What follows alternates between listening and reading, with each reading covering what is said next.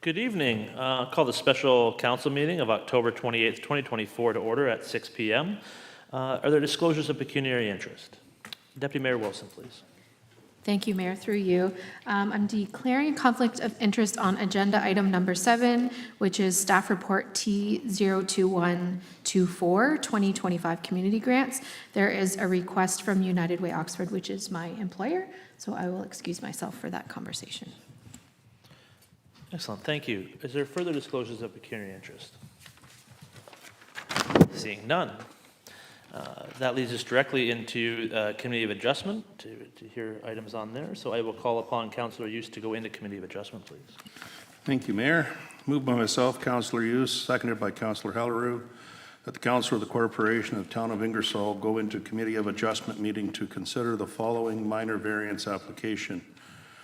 A04-24, 119 Melita Street, applicant Tara Thompson. Thank you very much. Is discussion on that? Seeing none, all those in favor? Opposed? That is carried. We are now in Committee of Adjustment, and I will call upon Planner Eric Gilbert to give us his report, please. Thank you. This is a minor variance application to permit the construction of a detached residential accessory building in the front yard of the subject property with a front yard depth of 1.2 meters. The lands are at the southeast corner of Melita Street and Laurel Crescent and are known as 119 Melita Street in Ingersoll. The lands are a corner lot within a plan of subdivision. The lands are zoned R1 in the town zoning bylaw. The proposed structure itself is 14 feet by 16 feet in size with a 4 by 16 foot covered porch overhang with a total size of 288 square feet. As noted, the location of the building is on the front yard.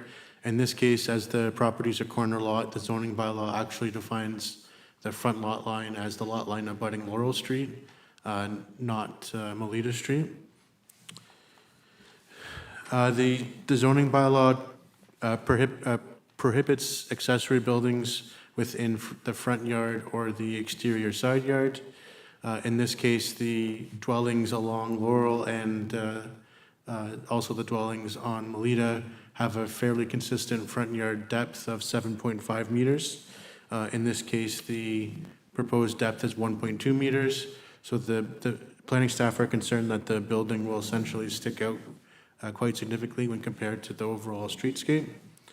The application did come for public meeting October 15th, where there was a couple of comments in support of the application as well as a petition in support of the request. Notwithstanding this, staff still have concerns about the desirability of the structure, primarily the precedent that this could set. There's many corner lots, not only in this subdivision, but also throughout the town, that should this application be approved, they could look for the same relief that could negatively impact the proposed or the existing and proposed streetscapes in residential subdivisions.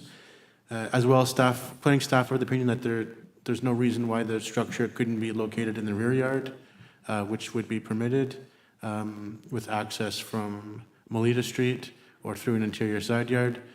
Planning staff suggests that this is a more appropriate location. And given this, staff recommend the application not be approved. Thank you. Thank you very much. Do any of the committee members have any questions? Debate we'll save for when we have a resolution or motion on the floor, but is there any questions of the report? Member Hughes, please. Thank you. Through you, Chair. This is not an additional residential, like a small unit, is it? Or a housing unit? It's just strictly for storage of yard equipment? Do you know?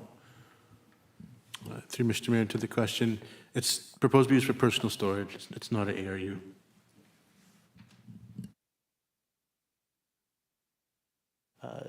I have a question. I stir myself to the planner. If this was a smaller structure that was, say 10 by 10, would it require a variance, or would it still have to meet the same requirements? If it was 10 by 10, it wouldn't require a building permit per se, okay. but it would still wouldn't be permitted because it's still in the front yard or exterior side yard, which is where it's not permitted. If it was in the rear yard, it'd be fine, but in the front yard, it's not allowed. Okay. My other question on that is, were the provisions that are in the zoning bylaw now in effect when this dwelling was constructed?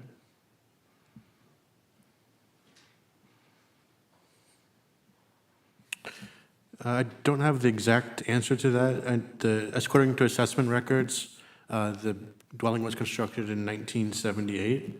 However, I do know that the accessory building provisions haven't changed since the adoption of the bylaw in 2004. So since 2004, certainly the provisions are the same. It would have prohibited it in the front yard. Thank you. Any further questions? Seeing none, thank you very much. Member Halleru, I believe you have the resolution, please, or the motion, please. Yes, thank you, through your mayor.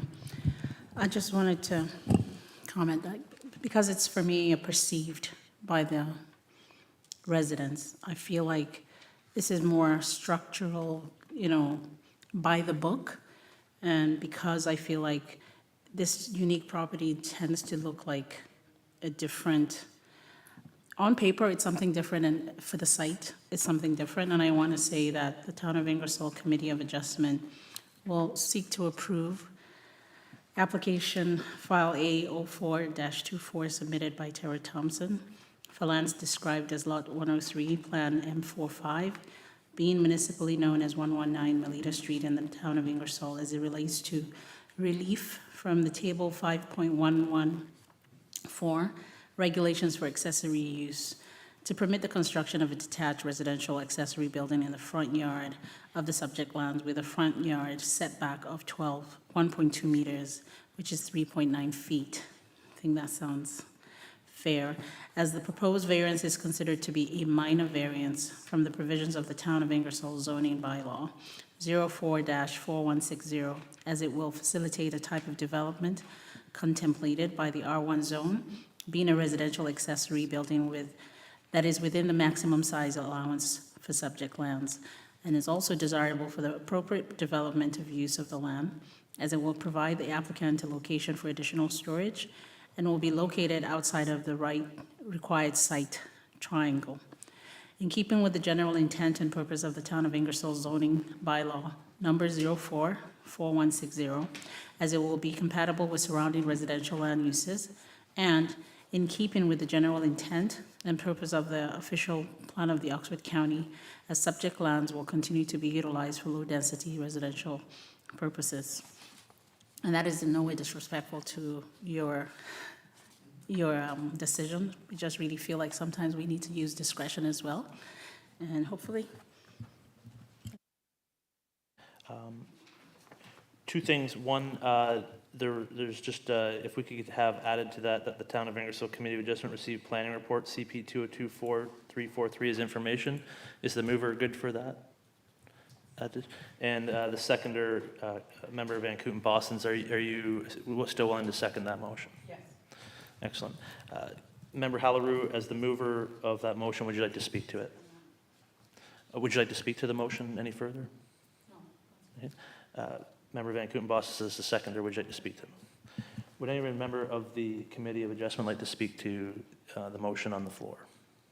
Member Hughes, please. Thank you. Through you, Chair. Yeah, I will definitely be voting in favor of this motion. As Member Halleru mentioned earlier, no disrespect to the planning staff. Sometimes those changes need to be made and need to be approved for, I don't want to say common sense, but for the ongoing support of our community. And it just seems right to allow to have that extra building at the, as most people would look at that as being the side yard, as opposed to how it's described through planning bylaws as being the front yard. So we look at these on case-by-case basis that when it does make sense, you know, we need to support what we feel is there and what we feel is the right thing to do. Thank you. Any further discussion? I too will be in support of the motion upon the floor. I certainly understand where planning staff's recommendation is coming from. However, knowing that neighborhood for a long time, that's always been the primary driveway of that residence, as well as the certainly there's been a long-standing fence, and so the configuration is not changing. And I don't think any of the sight lines are going to change. Certainly don't hear anything contradictory right now from the neighborhood, and I think that I don't think it's going to cause any undue effects. You know, one of those unique situations, I agree with member Use that each one of these will have to come forward and be judged on its own merits. Some will work, some won't. So I think in this case, I feel comfortable moving forward with it and supporting the application. Any further discussion? All those in favor? Opposed? That is carried. And Member Van Kooten-Bossens, can I have a motion that the committee now adjourn, please? Thank you. Moved by myself, Member Van Kooten-Bossens, seconded by Member Wilson, that this Committee of Adjustment public meeting now be adjourned and that the October 28th, 2024 regular meeting of council come back into order. Thank you very much. Discussion? All those in favor? Opposed? That is carried. Thank you. Okay.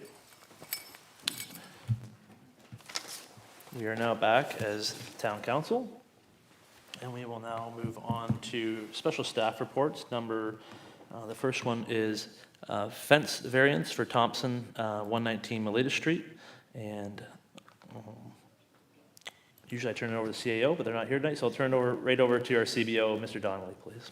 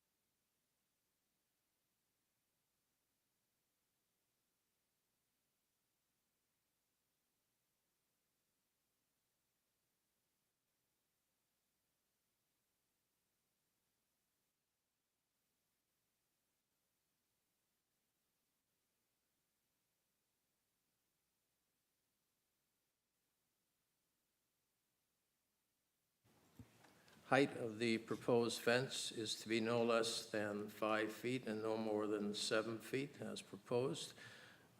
Bylaw 134720, Part 3, line fence, Section 3.7 states that no person shall erect or maintain a fence on a corner lot in a residential zone that exceeds 2 feet in height within a front yard.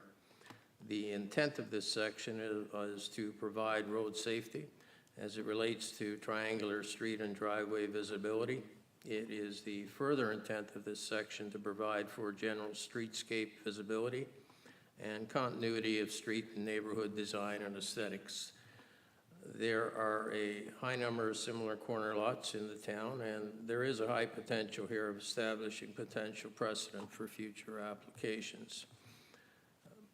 Bylaw of 134720, Part 2, under general provisions, Section 2.3 states that no person shall erect or maintain any fence that is in contravention of Section 524 of the zoning bylaw. The zoning bylaw, Part 5, general provisions under Section 524 deal with site triangles. And it states on a corner lot within the triangular space formed by the street lines and a line drawn from a point on one street to a point in the other street line, each such point being 29.5 feet measured along the street line from the point of intersection of the street lines. No building, structure, planting, or vehicle shall be located in such a manner as to impede vision between a height of 2 feet and 3 and 9.8 feet above the center line grade of the intersecting streets. So again, the intent of this section is to ensure vehicles along intersecting streets at the corner of the property and driveways have adequate line of sight, which are commonly referred to as corner visibility triangles and driveway visibility triangles. In this case, the construction and location of the proposed fence does not appear to be in conflict with the intent of the visibility triangles. Further information for consideration by council. County assessment data for the town of Ingersoll shows the date of construction for the existing dwelling is 1978. The applicant has advised there was a previous fence installed at this location, which was recently removed because of construction failure and to allow for a replacement concrete driveway. A search of town records and available aerial photos through County Map It shows there was a fence installed in approximately the same location dating back at different years to the earliest photos available, which in this case is the year 2000. Photos are included at the end of this application that show the fence removed in 2024 and in place in previous years in May of 2023, August of 2009, and county map at the year 2000. Bylaw 134720 Part 8 does have a provision for exemptions and transition. Section 8.4 states, notwithstanding the provisions of the bylaw, any fence that is in existence prior to the date of enactment of the bylaw and in compliance with other applicable regulations, including the town of Ingersoll bylaws, the proof of which shall lie with the owner of the property, shall be deemed to comply with the bylaw and may be maintained with the same material, height, and dimensions as previously existed, including any repair work that may be done to such fence. So section 8.4, in this case, speaks to maintenance and repair of an existing fence. It does not include complete removal and reinstallation at a later date. As such, this exemption does not apply in this case. Council approval is required to replace the fully removed fence by way of this application for fence variance. Should council vote in support of this application, it is staff's recommendation that the fence be installed along the same footprint of the original fence at a maximum length of 26 feet along the south side and 22 feet along the west side as indicated in the proposed lot drawing as supplied by the applicant, which forms part of this application. It is further recommended that the height of the fence be set at a maximum of 6 feet and that construction is to match the board construction of the previous fence as shown in the photos. I would point out as well on this that the issue of grandfathering is always a difficult issue. Rules and regulations are fluid at best sometimes. In this particular case, had the applicant simply looked to repair their fence, replace portions of it, it would have been fine. Because they removed it entirely without seeking approval ahead of time, they technically are against the bylaw at this point. But you could certainly make a case here in favor of the applicant on grandfathering this particular fence. There are certainly adequate photos in place to show that the fence did exist, certainly going back all the way to the year 2000, which is our first records. So you might want to take that into consideration as well. I will show you the photos here. So that's the original photo from the year 2000 that it's difficult to see, but you can see an outline of a fence along the edges there. This is the year 2009 from Google, I believe. And you can see there was a fence in place in 2009. That's 2023. Again, you can see that the fence is there. Different views from 2023. This is a closer view, and this is a rear view looking up the fence. So the fence was clearly there in 2023. And this is photos taken October 21st of this year, which shows the fence removed and the driveway extended into the front yard area. If you have any questions, I'd be happy to answer them for you. And this is the lot layout, and I've highlighted the site triangular area here. As you can see, it's not close to where the proposed fence is, which is back here. Green area is what's being requested as the new fence. Any questions? I'd be happy to answer them. Thank you very much. Any questions of the report, and any comments we'll save for time when we have a resolution on the floor. Councillor Halleru, please. Thank you for that. So the question is, the fence replacement, is it going now on top of the concrete to kind of be within the measurements for what it was before, or is it going outside of the concrete? At this point, I would assume, without knowing 100%, that the fence will be erected just outside of the concrete. It would be difficult at this stage to break up the concrete, to put posts in the ground to establish the new fence line. And is that something that is within the bylaw? I'm to understand that where they're requesting the fence to go, outside of the concrete area, is where the fence was. Okay. Thank you. Further questions from council?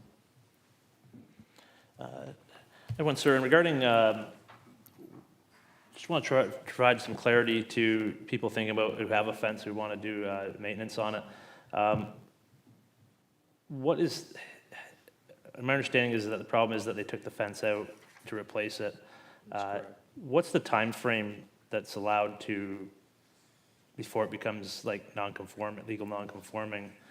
Is that if they take the fence out altogether, or can they do it in sections? What's the kind of criteria that's going to get someone into a situation?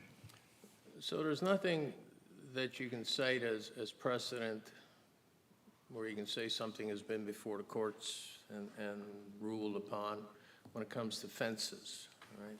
However, there have been several cases of structures, and the rules have been shown and enforced by the courts fairly generously when it comes to saying, a reasonable period of time elapses between the point where it's taken down and put back up. Again, no further definition for what a reasonable period of time is, but I think in this case, they had indicated they took the fence down, I believe, on August 19th. They took the fence down, and then the application started the process after that. The mistake that was made, and certainly I don't think it was an intentional mistake, the mistake that was made here was that it was done without getting full consultation on it ahead of time.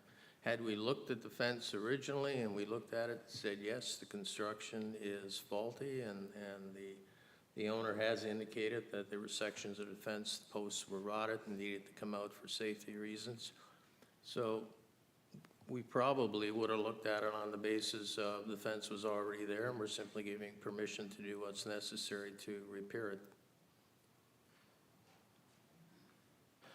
Councillor Halleru, please.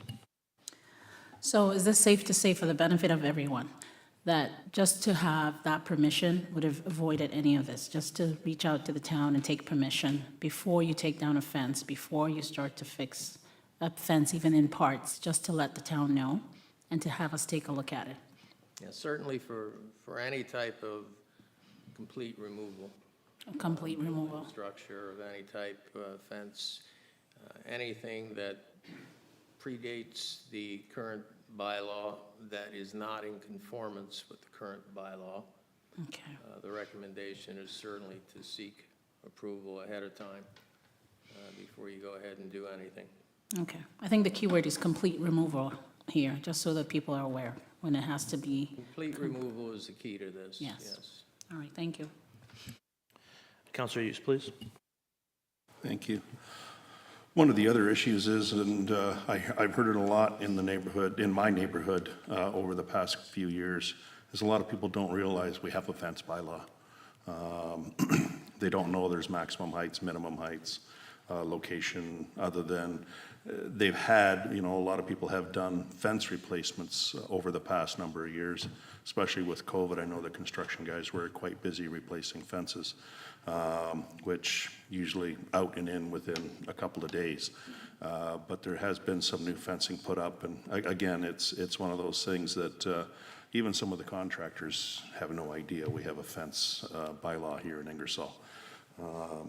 So I don't know if there's some way that, and we can look at this further on, to let everybody know that, hey, we have a fence bylaw that needs to be followed or should be followed.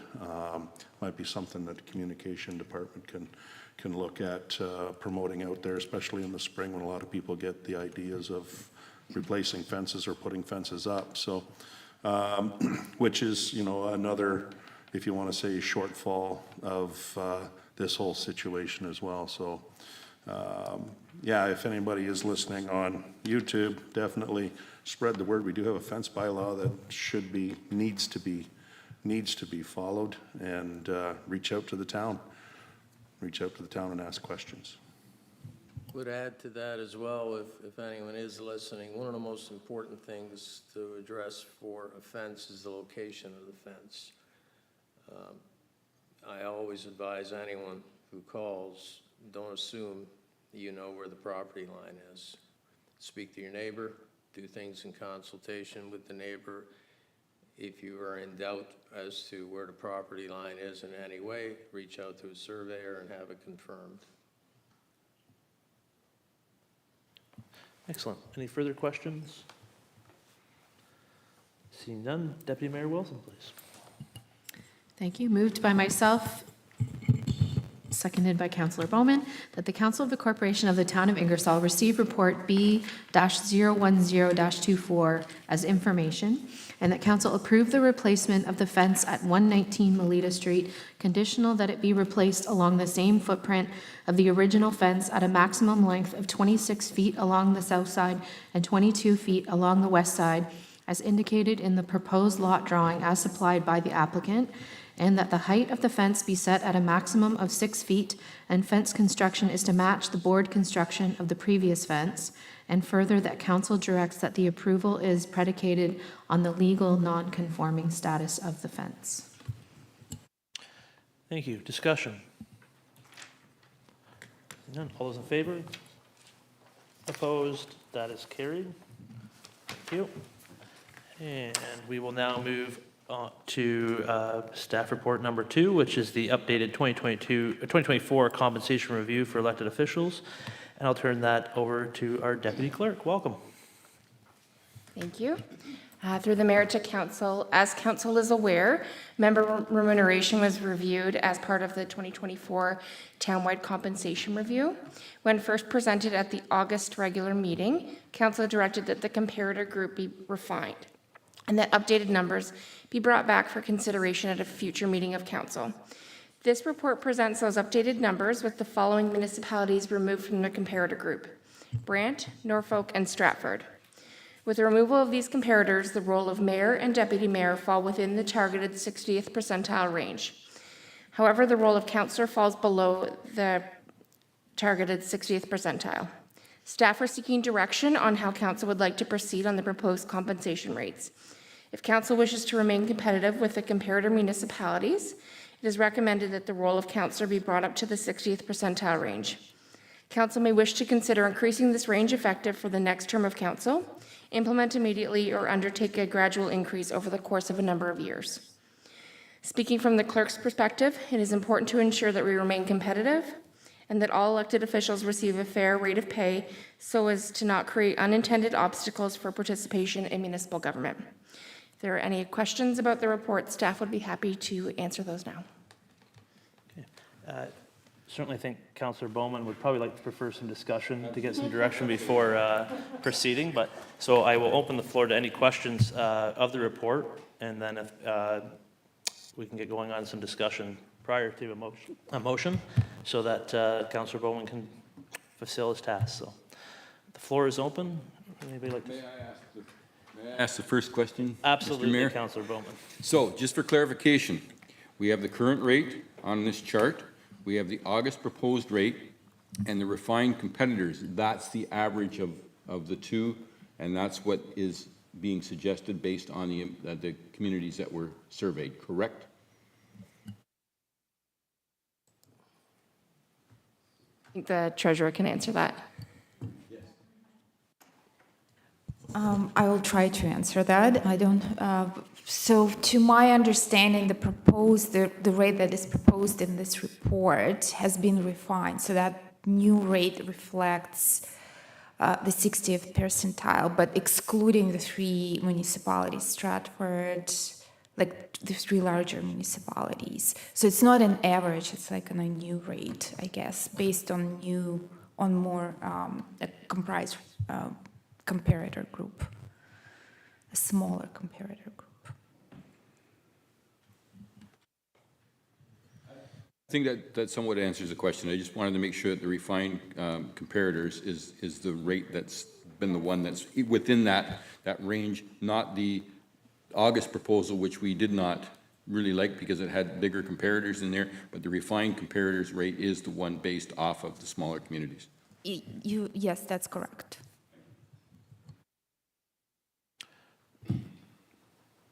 Further discussion? Councillor Van Kooten-Boston. Well, I'm going to ask the question because if I was the deputy mayor, I'd want to know this. Hers is the only one that is supposed to be going down. So my question is that even allowed? Can we take back a wage that is being given in that respect? I mean, right now, and I'll take she out of it, deputy mayor is making $27,000, and it's suggested that she be brought back, the deputy mayor position be brought back to $23,000, which I don't think is a fair way of doing business. I mean, in a business situation, if you're making a certain wage, the only way that you're going to make less is if you're being demoted in that respect. So, and I don't see that she's being demoted, so how are we handling that? Is there any suggestions in that respect? So just for clarification, there is a number on here. The mayor's rate isn't correct, the original updated base pay ranges, because the current rate is $37,000. So it's also part of one of those ones that would just being recommended that go down 0.7%. So it's just for clarity. Deputy Clerk, please. Sure. Through the mayor, just to clarify those updated base pay rates, that is the range of that was found in the,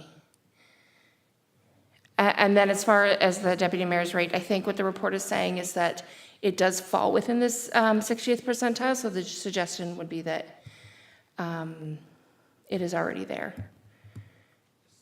even though it doesn't quite match. So if I may follow up then. So we would be so first of all, then the mayor's current rate is not 35, it's 37? Is that correct? That's my understanding from the 2024 base pay market summary chart. Okay, I'm looking down, now you look down further. Sorry, I was going off of what the updated base pay ranges were, and that's why I didn't see that. I apologize.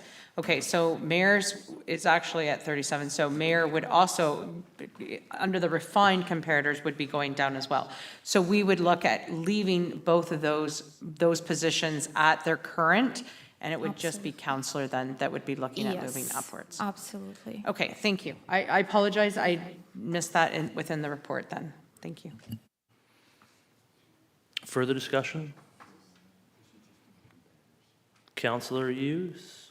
Was that a hand or? Yeah, it was kind of a half a hand there. It's I think, trying to formulate my question. we also need to give some feedback to Councillor Bowman to form. Yes, precisely. Regardless of how the rest of council votes, my opinion is to, whatever is approved does not take effect until the next election cycle, the next term. That way it's, I don't want to say a more fair situation, but it's a situation that, in my opinion, would be the best moving forward, as opposed to a large pay hike for the position of councillor here in Ingersoll. And I'm not sure, I was looking here, is there I know it's going to be, if you want to say minimal amount, what is the effect on the budget if these were to take effect as of January 1st, 2025? Treasurer, please. Well, I don't have the exact number, but what I want to tell council is that the budget as proposed tonight includes this updated pay scale. Yes. Councillor Halleru and then Councillor Van Kooten-Bosens, please. Yeah, thank you, through you. That was a question I was going to ask, the impact on this budget and if it's included. Just like I alluded to for the staff remuneration, I think whenever we have a report and whenever it's feasible, doing things at the time that they're recommended is always good because it always ends up impacting future budgets. So I would recommend that we take staff direction on this. Again, it's about inclusivity. A lot of people are looking at how it is for us. You're waiting for the next cycle, might not just reflect well on those that are currently serving. So at the end of the day, I think staff recommendation makes sense to me. Councillor Van Kooten-Bosens.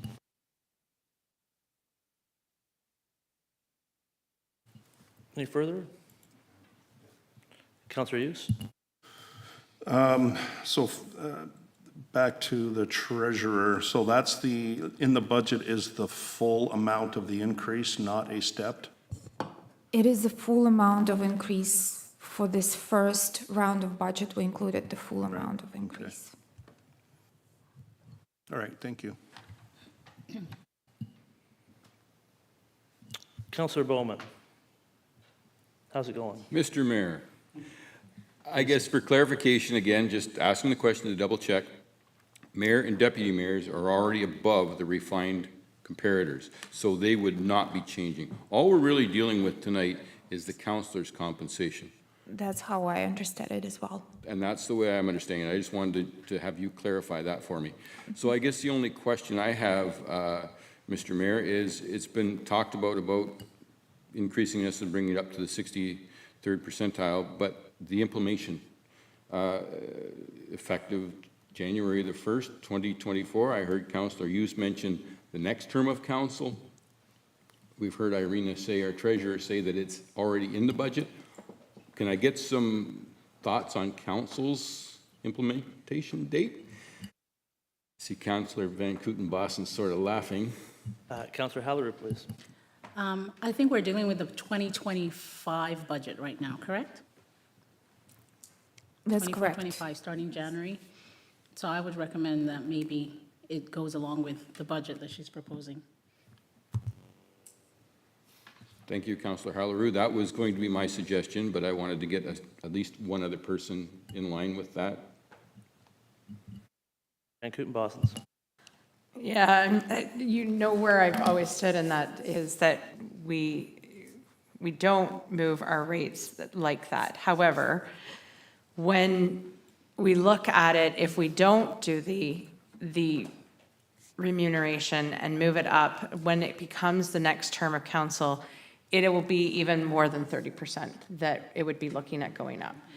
And I think it does need to remain competitive in that respect. And certainly, I would never, ever give myself a 30% increase, ever. it's way too much, and we should have never let it get that far, I guess, probably past councils. And I've been a part of past councils that probably didn't put those rates up as they should have been as we went. So I would say that it probably should be put in as a 2025. I'm hearing what the treasurer is saying, and I trust staff in that respect as well. So that will be where I would fall, is January of 2025. Thank you. Anybody else? Seeing none, Councillor Bowman, do you have the information you need to make a motion? I think I can move forward now, Mr. Mayor. Thank you very much. Moved by myself, Councillor Bowman, that the Council of the Corporation of the Town of Ingersoll receive staff report C-031-24 as information, and that Council direct the enumeration for members be established at the following annual rates. Mayor, $37,241. Deputy Mayor, $27,269. Councillor, $20,882. Effective January 1st, 2025, to meet the January or the 2025 budget. Councillor Hudson, are you okay with that as a seconder? Discussion. Councillor Hughes. Thank you, Mayor, through you. Yeah, no, I'm not going to support that, sorry. It's a 30% pay increase, I agree with that. Are we below everybody? Yes, we are. It's a scenario, in my own opinion, that to vote ourselves a 30% raise is, I'm going to say, it's not what I would do. If it was to come around into the new election cycle, then in 2026 or 2027, I would consider it, but not an immediate jump, my opinion. Councillor Halleru, please. Thank you, through you, Mayor. I understand that at some point in time, people feel very uncomfortable because we're in a position where we act as almost volunteers, and we have a passion for community and want to serve. We also have to acknowledge that when people come to this role, sometimes we bring our professional abilities and we put more than just a willing volunteer hours. We take this as a serious job, and it is very open that we took this job as the rates were when we came in. However, I take this as a corporation. The town of Ingersoll is managed as a business, as a corporation. That's why we try to make money, save money, and we want to make sure that people are motivated to do their jobs. And this is why, even though it seems to the older councillors that it is a high rate, you have been told by the summaries of the recent comparables where we stood. And like Christy alluded to, if we had simply taken it as a step in the right direction every time it was brought up, we wouldn't be facing a 30% increase. And you don't want it to be 40%, or you don't want it to be 50%, just because we want to seem like we don't want to take from, the town. So I feel like we have to be objective. And this is a very good time to be objective because most people want to run for office, but the remuneration doesn't even allow you to pay for daycare. And so in that perspective, for women, for minorities, for people who want to take this on, we want to make sure that if they did, they gave the 100%. And I think that's why I support this. Further discussion? Councillor Bowman, please. Thank you, Mr. Mayor. I think I have to agree with Councillor Van Kooten-Bossens. I expressed my concerns with the increase the last time this was brought forward, but I also got to take into consideration that we're already 30% behind. And I too, as much as I oppose the idea of going up 30%, do not want to see it be 40% in 2027 or 26, whenever it comes around again. I think we've already been caught before in being behind on wage structure. And I just don't want to see us get ourselves in that position again. So for that reason, that's hence the reason why I put forward to approve this motion and this pay increase. Further discussion? Deputy Mayor Wilson, please. Thank you, Mayor, through you. Just a comment, I suppose, to say, I agree with Councillor Van Kootenbos and Councillor Bowman, that it is challenging to make a decision on our own compensation, and that makes it a difficult conversation. But we are also making the decision for future councils, not just this council. And so whether we make the decision now or kick the can further down the road, someone will have to make this decision on what's fair and what's appropriate for what's expected of this role. But that aside, I do have a lot of respect for everyone around the table, and that deserves fair compensation for not just the hours of work, but also, you know, the change in your family life and the commitment you have to do and the juggling that's required. And further to the deputy clerk, we don't want that to create barriers for people considering entering municipal government. We want people to feel like, you know, ideally anyone can do this job, but still at this rate, no one's doing it for the money. And so, you know, if the numbers tell us what's being offered is not fair and there's an opportunity to correct that, I can certainly support making sure that we have an educated and informed decision that's fair, not just for us, but for future people that come behind us. Further? Yeah, I'm going to be the one out here. I heard a lot, I'm shocked, really, to tell you the truth. I sat in this chamber last time, I heard a lot of rhetoric about we do this for service and that there was no way that anybody was going to vote for an increase, but here we are. I'll be honest, if we're going to talk about having people go to the office of running for an office, I'm going to tell you right now, I'm in a very lucky situation. I don't have kids. I live above downtown. I have extra income coming from my property that makes it possible. My wife and I live a simple life. I make $17 an hour. I do this full time. If you think you're going to get anybody to do this job for $36,000 an hour, $36,000 a year, with kids or anybody else and do it full time, it's impossible. I can't afford a home in this town. It's impossible. So, but I knew what I was signing up for when I got here because I could. I don't think this is the right process that we go through. I don't think that council should be deciding their own wage.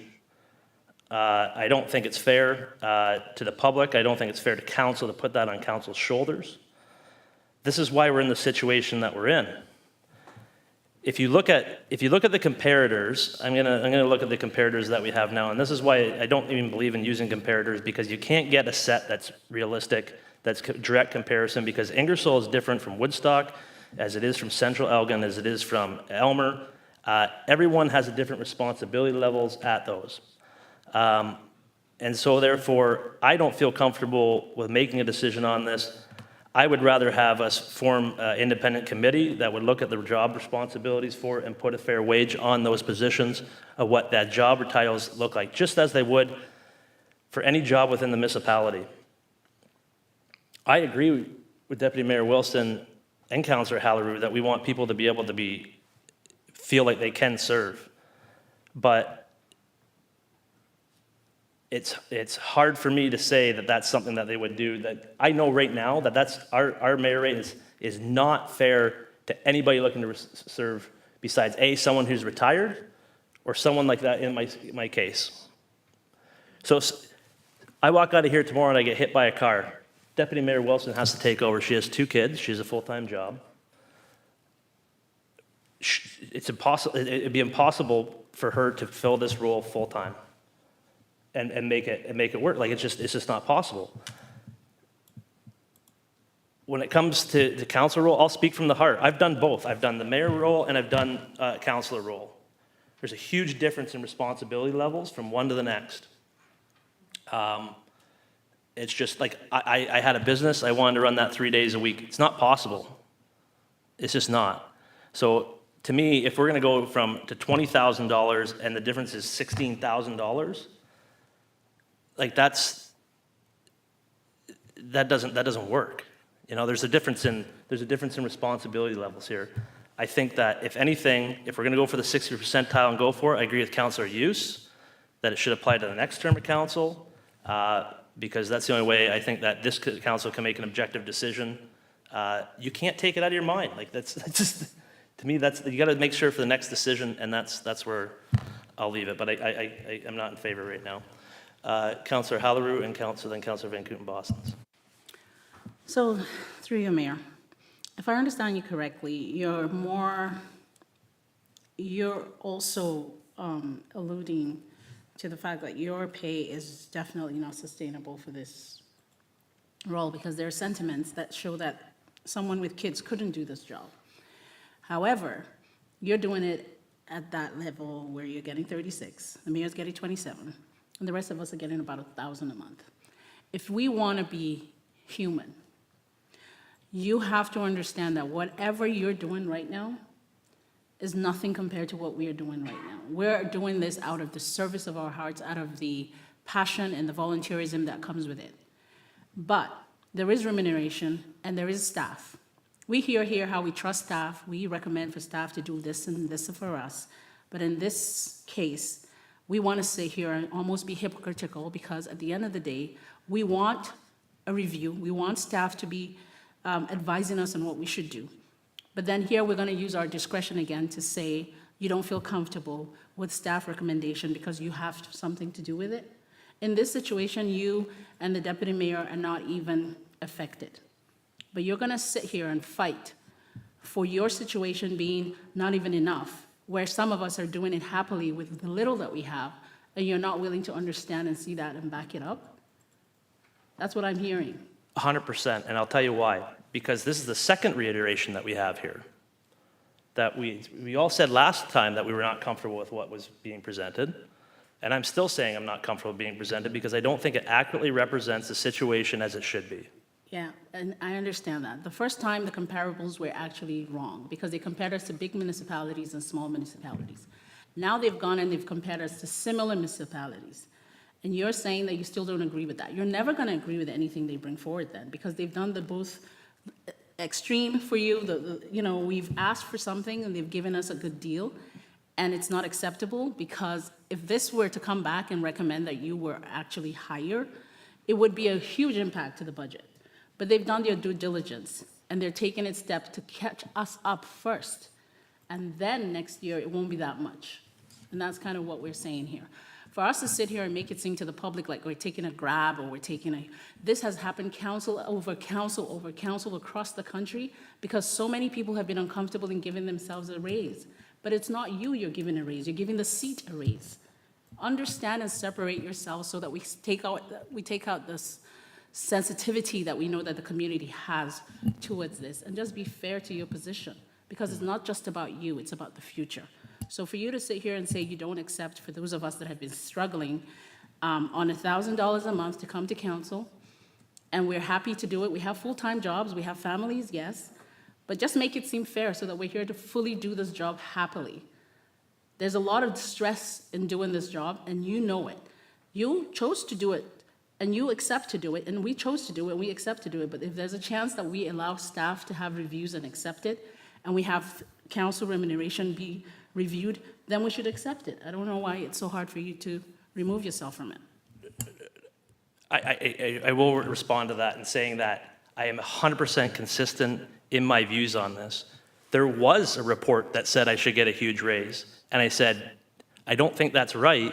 This is the things that I signed up for, and that's what it should be. And I heard that around the table as well that night, for council's perspective.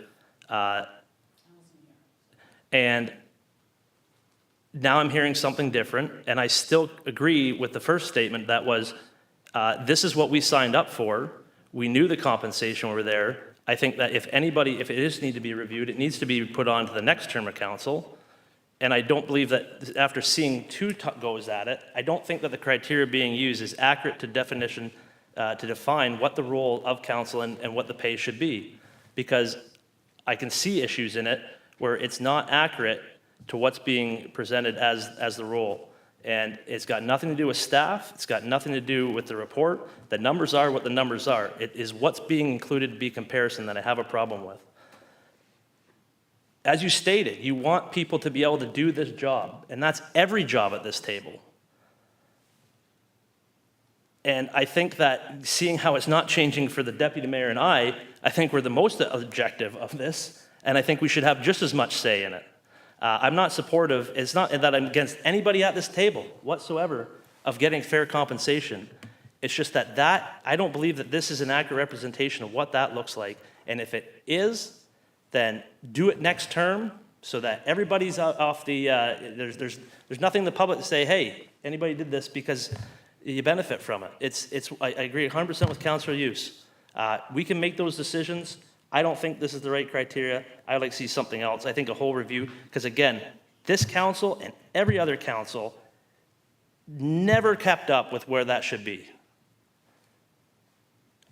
I think that somebody should be able to represent our community full-time and be able to save an accurate, a sum of that, which be able, that 85th percentile or whoever can step up and do that role.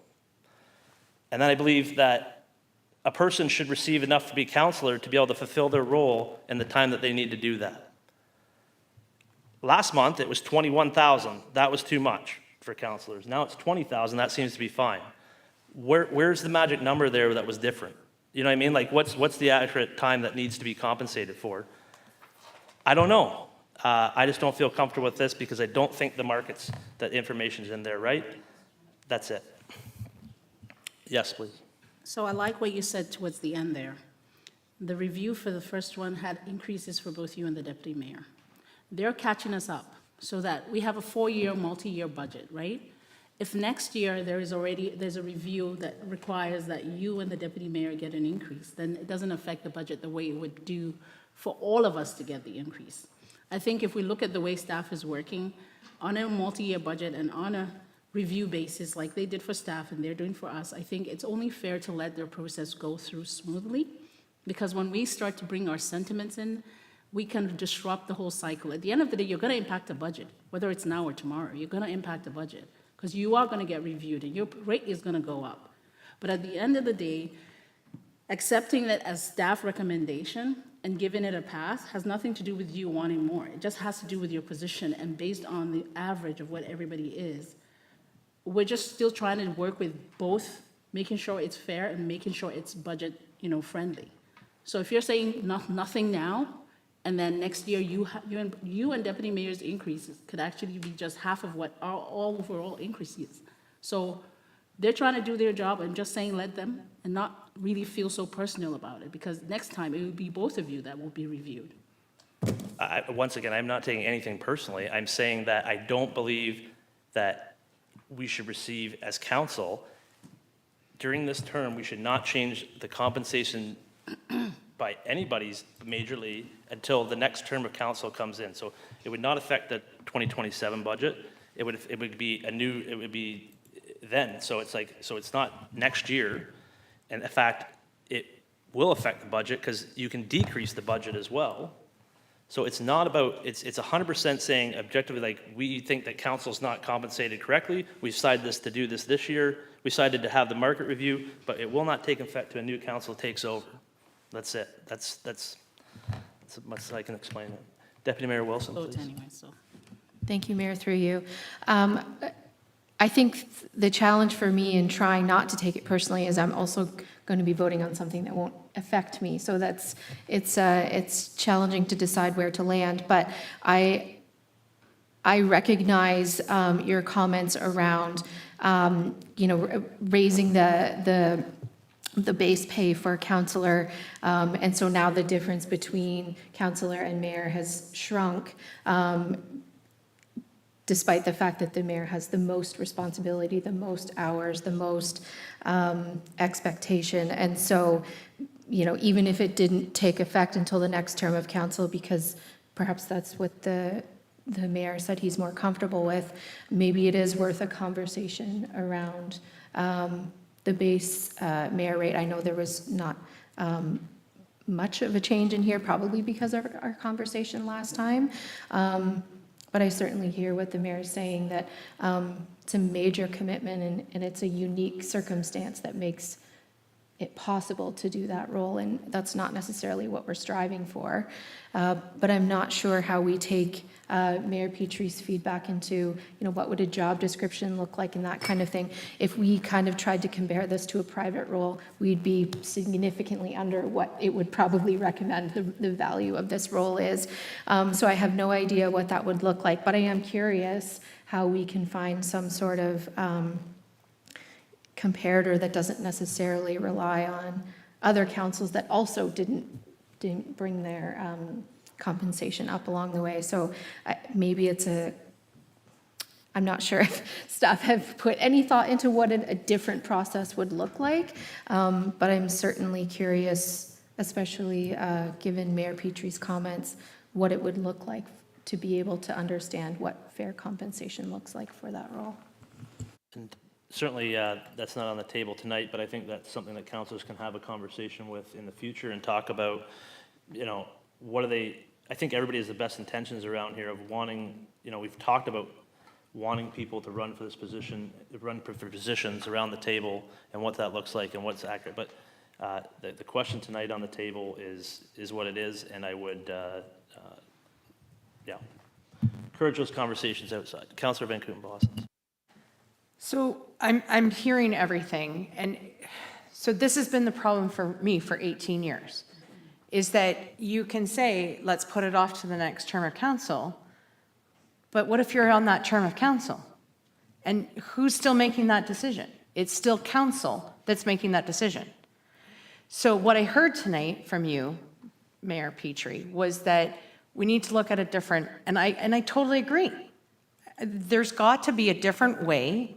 I like the idea of us forming a committee of those that aren't sitting around this table and actually looking at our pay in that respect and what the job looks like.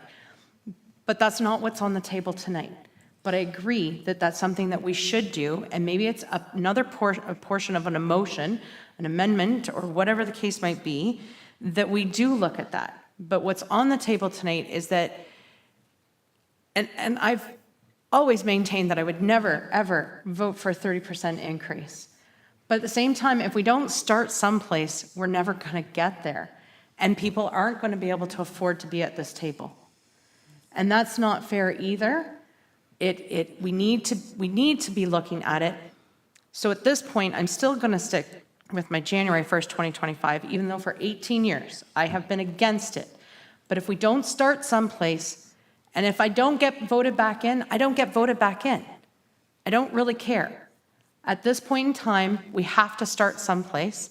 But I would, and I don't know whether it's me putting forth a motion at this point, that we do look at a different way of looking at council remuneration. And maybe that's what I need to do. So I'm going to put... No, so I'm going to put, I've got the wrong one. I'm going to put forth an amendment to the motion that we ask staff to come back to us with a process that would take council out of figuring that remuneration out. Does that make most sense? No. Of course it doesn't, because you know what?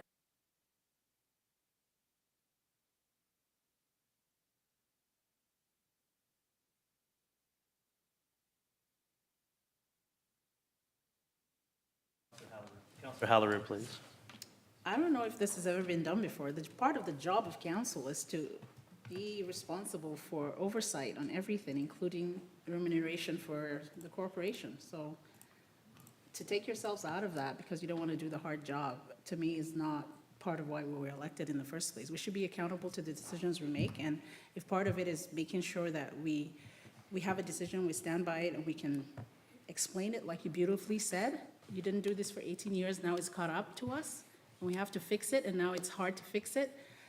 It's just passing the buck to something else, and then they'll come with their recommendation, and you still don't agree with it. So we have to be honest with ourselves to just face it and do the job that we were elected to do. No one is going to do it for us. It's just time consuming. Just to clarify, I'm aware of multiple municipalities that do have outside committees that are, that do this role. So, Councillor Hughes? Yeah, that's exactly what I was going to say. The City of London, just to the west of us, they have a committee set up individually. I agree with the fact that, yes, we do. I agree with the amendment that we need to take this out of the hands of council so that there really isn't a conflict. CEOs don't say what they get to pay, what they get paid. CEOs don't, of large corporations. We're not a large corporation, but CEOs don't get that discretion. And that's, to a certain degree, what we're here to do is to make that decision on our own compensation. Not a fact of a hard decision. It's a fact of a fair decision. And if it's not fair, because, hey, let's go 10,000, let's go 15,000. That's why staff. So at the end of the day, the whole scenario is sure, we can say what we want to be paid. The other part of this whole scenario is we don't have a job description to what we do. So last election we had, I believe it was 13 people sign up for 5 positions for council. Not one person said, I'm really concerned about the low pay, so I'm not going to run. Never heard that. Haven't heard that for the past 12 years that 8 years, sorry, that I've ran. That's the whole other part of it. It's a position that you can put in as much as you want into the position. The mayor said he does this full time. Awesome. Commitment to the community is great. Other mayors, I'm pretty sure, they did not treat it as a full-time position. Not that it's bad, not that, they're bad people for not, but at the end of the day, it's what you choose. The fact that I have more time available, I can commit to the position, is my choice. You can do the bare minimum as a counselor. You can review the agenda when it comes out. You can ask questions on reports. You could spend 3 hours, 5 hours, 10 hours on a weekend, on Friday, Saturday, Sunday, Monday, and review the agenda. Ask the questions via email to staff when it pops up. You can put more time in it. You can put 20, 30 hours a week into it if you wanted to. There's lots of information. There's a lot of legislations and rules and that type of thing that we need to know or should know. I'd hazard to say any counselor probably doesn't know any more than 25% of the rules out there. And that's where the knowledge of staff comes in place to help us through those gaps in our knowledge. But planning reports, building CBO, the building code for Ontario, different requirements that the community service director has to know, understand, and enforce. We sit here and we put in as much as we can or as much as we want to. So to say that we're worth a certain amount of money, I struggle with, because again, as I started this out, we don't have a job description other than you're a municipal councillor. What do? I affect change within the community. Okay, perfect. We talk with constituents, talk to them on a daily basis, depending on where you are, when you are, whatever the case may be. Or you can just hide away in your house and answer the odd email and phone call. Or at work, like if you've got a full-time job outside of the community, it makes it tough to be within the community all the time. We don't work on a per-hour basis, because if that was the case, some people would be making 3, 4, 5, 6 times more than other counselors who put more time into the position. That's why I struggle with the approval of a 30% pay increase. That's why eyes wide open, next election cycle, everybody knows it's a $20,000 a year pay. Right now, it's a $15,000, $16,000 a year pay. That's what I ran on, that's what I expected, that's what I'm getting. To make that change halfway through, I can't do it.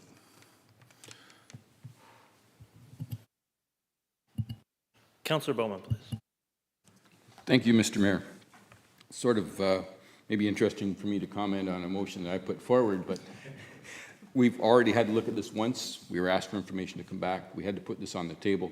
So I'm glad I threw it out there on the floor for discussion. This is the type of discussion I wish we had before we made the motion. But no, it has to happen with an amendment. But I'm of the same opinion. Even though I'm the mover of the motion, I'd like to see some third party give us some information. Tell us what we're I think Irina really wants to say something here.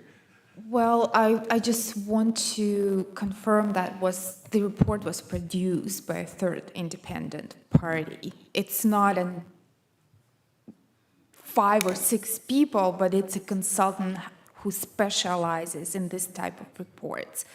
So it is, I would say, a third party proposal with the wages proposed for council and mayor and deputy mayor. It was not staff produced. It was produced by a third party, independent consultants. Where I think there's a difference in what I think hearing around the table is that this was done just as a comparison to other municipalities, what they're making. I think if I'll speak for myself, what I want to see is people from the community looking at this independently, going, what do they want the Council of Ingersoll to be remunerated as? And what do they think for the job that they want that to be done? I think it's important feedback from council, for people running, for people who are here, for future councils to know when this remuneration was set, this was the expectations that people were saying, this is what you should be doing to get that remuneration. Then in the future, if that role changes, that can be taken into consideration. But to say that, again, I can tell you right now, like the mayor of South Perth makes $12,000 a year. Now he's retired, and so that's something that, it's something that he has more time to be able to do. But who in their right mind could do that for the responsibility level? And how could their councilors are making $6,000 a year? They still get people to do it, but is that permanent thing? Councillor Bowen, please. Thank you, Mr. Mayor, and I appreciate, and I stand corrected, Irina.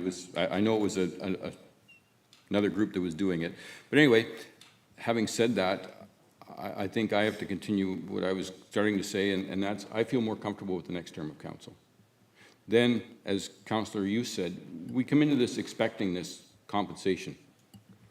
I think it's up to the next group of councillors to, and Christy, you're right, maybe we will be sitting here making this decision again, but at least we're starting with a new term of council. We already know what our compensation is going to be for our 4 years.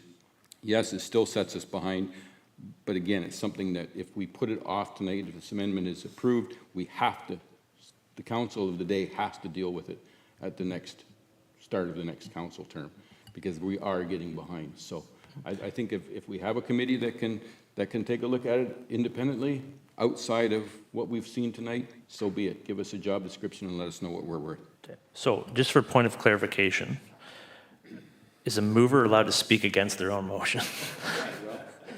Yes, So they actually are. They are, but they're not allowed to vote against it. So if you, Yes, they can. Yes, they can. I have been in the past. Yep. Yes, absolutely, they can. oh, okay. So are you still comfortable with your motion on the floor? Well, the motion, we have an amendment before us to it. The motion is before us to amend. If the amendment is Okay, so in favor you're, of, so then just to be clear, so we're no. clear here, the motion to amend would take away the proposed, No, that's Okay. not what, and that's Okay. point of clarification. That's why it was- My amendment is not that, my amendment is not, sorry, my mic is not. My amendment was not to take away the motion. My amendment was to be, we're going with that motion, but I'm asking for things to be looked at in the coming year and asking staff to bring back how we could look at doing an independent review. I'm not asking for things to change within the motion. Okay, that's just what I needed That, to right? clarify. So I want to make that clear to everybody at this table. I'm not asking for the original motion to change. I'm asking for us to do a report from staff on how we can go about getting an independent, a different independent, we'll talk, but a different independent report on how we can move forward, just like you were talking about. in that respect. Deputy Clerk, Thank you. please. If I could just ask a question, would you like to suggest this as a friendly amendment to the mover of the original motion, or would you like to have it as a separate motion?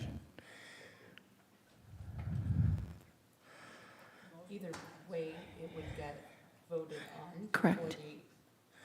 The motion at this point. So just for clarification, if it is a amendment to it, it adds to it, and then whatever is voted on this affects both. If it's separated, then you could vote on independently. A friendly amendment would amend the, would add that to the motion. An amendment would create a new motion, the way that this is written. So if you want to suggest a friendly amendment where it's added, you would have to ask permission of the mover. But if you want to amend the motion to be just your motion, then we would debate that before we go back to debating the motion. So make it a separate motion then. A separate motion? Okay? Is the seconder okay with that as well? Councillor Halleru, please. So I would also like to see how much we're spending on these independent consultants that have gone back and forth to do this over and over. Because when we ask for things to go back to the drawing board, that we're spending money, the same money we don't want to waste, right? So we need to be careful. So just on clarification on process, a little bit different than what we're used to. So we're going to vote on this to add it? There is currently a motion on the floor. Yep. So if that's not a friendly amendment, or if it's not an amendment changing the then we would vote on it after this motion that's on the floor. Thank you very much. So is everybody comfortable with the discussion on the motion put forward by Councillor Bowman? Deputy Mayor Wilson, please. Okay. Okay. All those in favor? Oh, sorry, Councillor, please. Councillor Hughes? Just for a point of clarification to the clerk, if we vote down the motion on the floor, then we turn around, then we vote on the motion that was put forward by Councillor Van Kooten-Bosson. This will be a separate motion, It'll be a separate motion. Okay. regardless of the outcome, I believe. Okay, thank you. Deputy Mayor Wilson, please. Thank you. For clarification, could we just reread the motion we're voting on right now? Absolutely. Yeah, thank Councillor you. Bowman, please. Yes, I can read it over. Moved by myself, Councillor Bowman, that the Council of the Corporation of the Town of Ingersoll receives staff report C-031-24 as information, and that Council direct that numeration for members be established at the following annual rates. Mayor, $37,241. Deputy Mayor, $27,269. Councillor, $20,882. Effective January the 1st, 2025 budget. Further discussion? All those in favor? Opposed? That is carried. Councillor Van Kooten-Bosson, would you like to read your motion? Moved by myself and seconded by Councillor Hudson that we ask staff to come back to us with a process of how we can look at future council remuneration increases. Thank you. Discussion? Deputy Mayor Wilson, please. Thank you, Mayor, through you. I guess what I would want to be very sure of through this process is we don't put in all that time and all that effort just to end up in the same spot. Like, it must be different. It must get us somewhere that is not exactly where we were tonight, because I'm comfortable with where we landed, but it wasn't pretty. And so we don't want to set up a process that,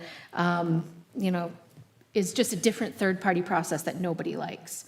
And so I'm not sure if we can provide more direction to staff and what we're actually looking for that's different than what we were presented, but I feel like that's helpful information, so we don't get something back and say, oh, we don't like that either, because we can't just keep doing this over and over and sending people back to the drawing board.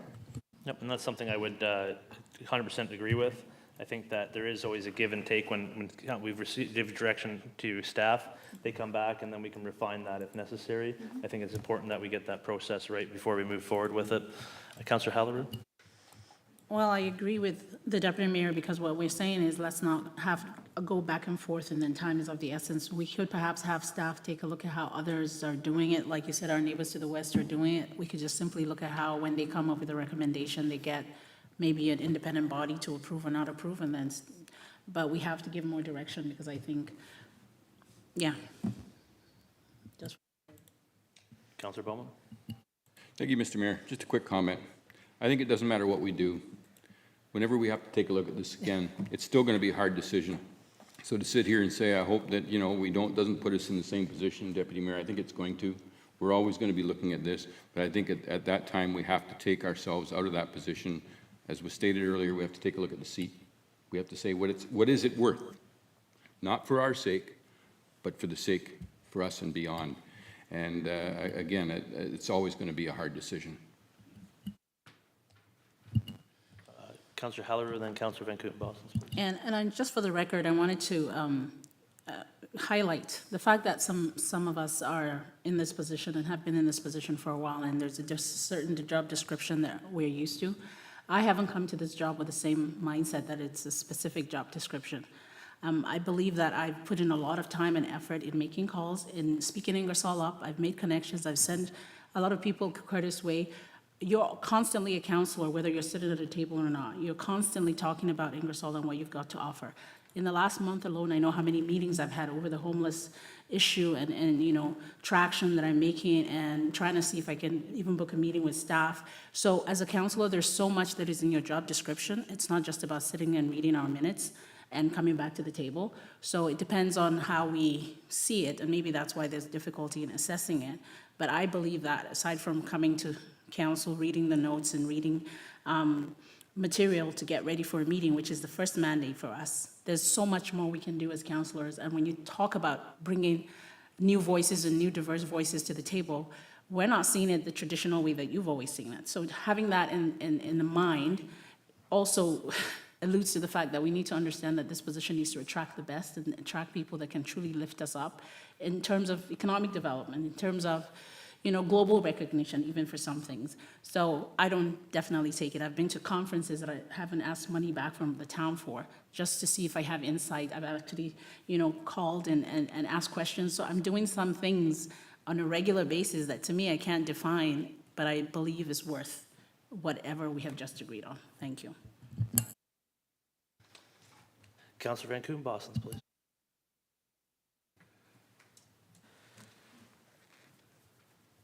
Is there any suggestions to go into my motion that would help staff to come up with that? I think that if we look at other municipalities, are you hearing enough from us in that respect? I want to make sure that there is enough there, that you could look at other municipalities on how they do. I didn't know that London does it a different way, but is there other municipalities maybe that we all know of that we could pass along to you? Is that a direction enough to try to get a different way to look at it? In the end, it will end up coming back to this table, and I agree with Councillor Bowman, but I think that we have to try to find a different way. I think this direction is enough. I believe staff has enough information and input from council, so we can take it and try to bring something that is acceptable for council. All I would add to that is that I think that if council can agree on the process on how remuneration is calculated, and that process can be handed off to a third party to be able to do, I believe the right thing is a committee of someone who's not involved in council, and then that we all agree to just go ahead with whatever that recommendation is. That is it takes any sort of partisan or politics out of it. And I think that's really, we do this all the time with staff. We say, okay, these are the criteria that we want. Bring forward a policy, they do it, we go, yep, that's good, thank you. I think that the process we go through for comparators of staff is one thing, but I don't think it works, I just don't think it works for council because it's not the same thing. Council, every person around this table has a job description. And so most people have a counterpart, lots of counterparts out there. Every municipality is different.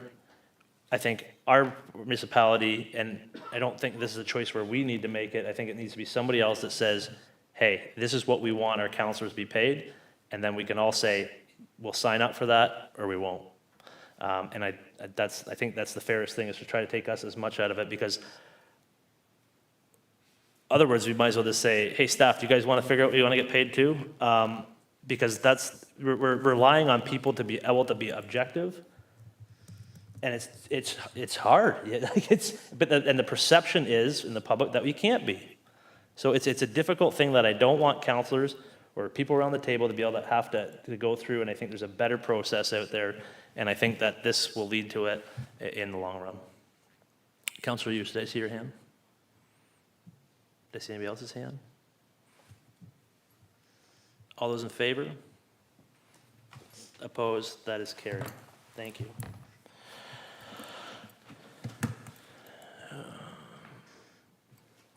So we will now move to Newman Street topsoil removal, and I will turn that over to operations, please. Yes, thank you, and good evening.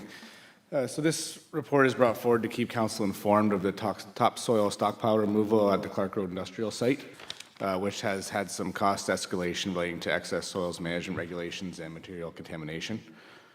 So as a brief overview of my report, there have been some soft costs applied to the project to obtain adequate soil volume report, material testing, and mitigating bank swallows who occupied the stockpile at an inopportune time. So after testing was completed, it was determined that the majority of the material is permitted to be moved to a private lands. However, there are contaminated materials that have limited dump site ability. So with the limited number of options for cost-effective removal of a contaminated material, we've reached an agreement with County of Oxford to accept the material at the landfill. And since the county will have the material for their use in the future as cover material at the landfill, they're willing to reimburse the town with their remaining 2024 budget amount for cover material. So in total, complete removal of all materials is expected to cost up to $1 million, which fortunately is still less than the second place bid for the work, which did not include all these additional contaminated materials costs. So had that been the case without this low bid contractor, we could be looking at an additional $500,000 on top of this for project competition. So as the town's contractor is currently working away with moving the clean material, and this cost increase amount is applied against the $500,000 budget for the work, staff are seeking council's approval and support to continue as this land is awaiting development. And as the land is already sold, these additional costs can be applied against the expected profits of the land sale. So I'll be happy to answer any questions you may have. Questions of the report? Councilor Hughes, please. Thank you. Through you to Matt. I'm not sure if you were involved in the discussions with the county regarding them taking more of that dirt for their overburden down at the landfill site. I was originally under the understanding that they were going to take it all. Now, did you know what happened in that situation? It's through you, Mayor. That was the original intent back earlier this year, that the county was expecting they could take the majority of the material, which from the correspondence I've had, they moved as much as they could, and they were continuing to move material when unfortunately the bank swallows occupied the site and we had to stop work as they're a protected species. And at that time it was determined that the county didn't require any more cover material this year, and it was becoming too expensive to move from the available budget that they had. So at that time they indicated they had enough for this year, and we sought an additional dump site with tendering the work. And then at this point, finding the contaminated soils from the excess soils testing got to a point that limits the available dump sites. So again, we went back to the county, and they're accepting the material to be stockpiled at the landfill. So they're not using it currently, but they're allowing us to stockpile it there, and they're providing some compensation for their expected future use of the material. Further questions of the report? Council use? Yeah, I do have another one. The contamination that is in the soil, is it naturally occurring? Through you, Mr. Mayor, some is and some wouldn't be. There's minor arsenic, lead, and mercury. So where these toxins are found, they were able to, our geotech consultant was able to segregate where all these contaminants were found, so we could delineate in these piles what material is considered clean, meeting Ministry Table 1 for disposal on agricultural sites, or there's various tables of exceedance, so it limits the available dump sites from these materials. So unfortunately, the arsenic contamination can be moved basically anywhere except in agricultural land. So to find a site for that balance of about 30,000 cubic meters of material that's non-structural is very difficult. So you're basically filling a big hole with that material. So luckily, with the landfill being so close, it's a good dump site for allowing haulage of material without having to find a private site to move this to. Thank you. Excellent. Any further questions of the report? Seeing none, Councillor Hudson, please. Thank you, Mayor. Through you, moved by myself, seconded by Councillor Hughes, that the Council of the Corporation of the Town of Ingersoll receive staff report OP-014-24 as information, and that staff proceed to remove the contaminated soil from the subject lands for disposal at the County of Oxford Waste Management Facility, and that an upset budget of $1 million be considered to accommodate potential future change orders for the project, representing an approximate 10% contingency allowance. Thank you. Discussion. I guess it is what it is. We have to get rid of this dirt. Certainly,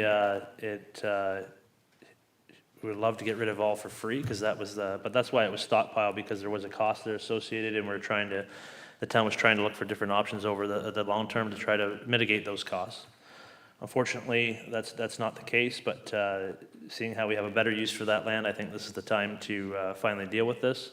I think that I do want to thank the county for coming forward and taking the share of the stuff that's going to save us a lot of money, as the $6 million over and above and beyond. That's something I know it's causing some issues on their operations end, but they're being a good partner at the table. But certainly, it's unknown when you're digging, and we found that out. So we will certainly, I think this is another opportunity to talk to the province about their excess soil regulations and how that's affecting things, and we can certainly send this in.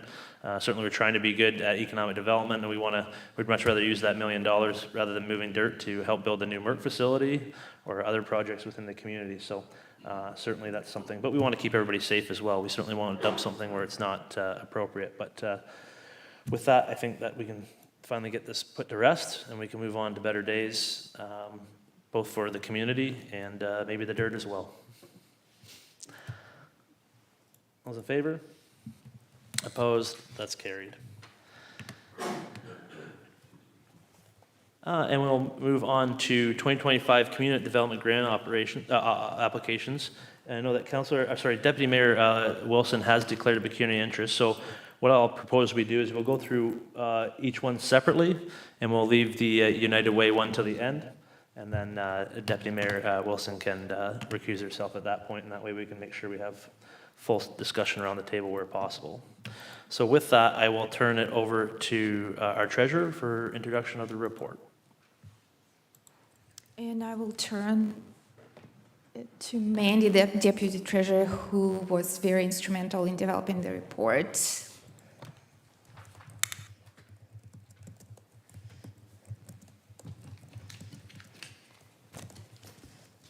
Good evening. This report provides council with an overview of the applications received by the town for the 2025 Community Development Grant.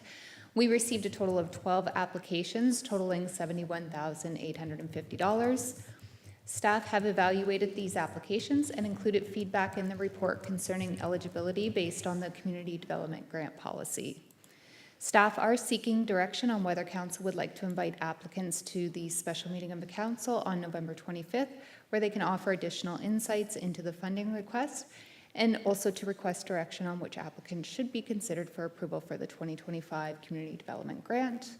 We have included all the applications in the report, and I'm happy to answer any questions. Thank you very much. Looking at the proposed motion, the recommendation from staff, it looks like we were trying to figure out if we want to have anybody attend our special meeting on November 25th. So that would be the lens I would gather. We do have time to consider the different applications. So what I'll do is, if council is agreeable, is I will just start at the top. I will make sure the United Way is last, and then we can, I'll look for direction on that to see if there is anything. And I know Councillor Hughes will be taking notes if we would like to have those people back. So the Ingersoll Lions Club, which is the municipal tax portion of taxes, and they're requesting $1,900. Would anybody like to have the Lions Club come and speak to that application? I'm not seeing anybody. We'll go down to, there is the Municipal Masonic Temple, which is a municipal sports attachment, which was deemed ineligible, but would anybody like them to come speak to the application? Does anybody have, I guess what I'll do is, does anybody have questions of the report? Councillor Halleru, please. I was going to ask for the Lions Club if they could come so we could actually ask questions of the breakdown. Remember, we had said we'd like to know how they used the last money that they got, so we know if this is. Yeah, I believe that that report will be coming for the November meeting. They're working on just the finalization of those numbers, but that would, I know they would like to do that. November 25th will be an ideal meeting. Yes, to be fair, this is not due to, this is a separate request, so it's just to keep that separate. But that's. But I would like them at the meeting for November 25th. I'm requesting that. For the tax portion? For this one, the request. Okay. Okay. Are there any other questions of the report? Okay. So we will now go back to the Ingersoll Masonic Temple. Would anybody like to request them to come to the meeting? I'm not seeing so. Big Brothers and Big Sisters, we just had a presentation by them. So is anybody requesting them to come? Seeing not. Cycles of Life, supportive transitional living. I'm not seeing anybody there. Ingersoll Pipe Band. Nope. Inner Church and Lunch Bunch. Nope. Operation Sharing Food for Friends. Councillor Hughes? Yeah, I'd like to have them come in. If I remember correctly, and you know, I'm old and I forget easy. I believe last year that we invited them in and we suggested to them that the grant would be, we asked them that the grant would only be spent on the Ingersoll residents. I'd like a follow-up on how that, if that was the case and if that all went ahead that way, and make a similar request that the money that we're going to grant them this year also be focused on the Ingersoll residents as opposed to the overall county. Okay. Thank you. Rotary Club, Christmas Parade. Seeing none. Ingersoll Curling Club. Seeing not. There's two other ones, the Harrisfield Home Association and School Association, which was deemed ineligible. Would anybody like them to come speak? Councillor Halleru, please. If anyone comes to speak, is there a chance that there is possible revision on how much we grant, whether no or increase or decrease? Is there that chance during a delegation? I'm sorry, if there is possibility for increasing or decreasing? Well, it's up to council. So this is the Ultimately, kind of meeting where decision. we get the Yes. information and we can make a decision, Yes. I think.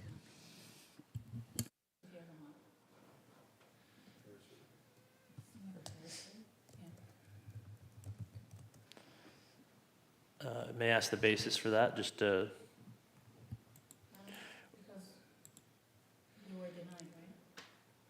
They were deemed not to meet the criteria of the, I think it's specific in the policy that school associations wouldn't be a part of it. That's why they were deemed ineligible. Okay. Yeah.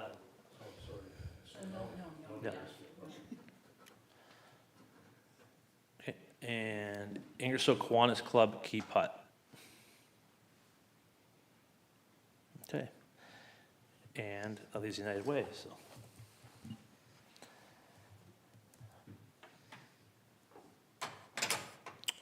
United Way, Oxford. Not seeing, okay. Nope, sorry. Councillor Hughes? Yes, thank you. Can we ask, is it possible that we can ask them that this money granted come back to Ingersoll, invested in Ingersoll? Or would it be a scenario of we would grant them the 55, but they support, not sure, are they still supporting Fusion? No, so in the application, it states that this would be for transitional housing within Ingersoll. Oh, okay. But certainly that's, if council has any more questions on that, that could probably be. As long as it's Ingersoll.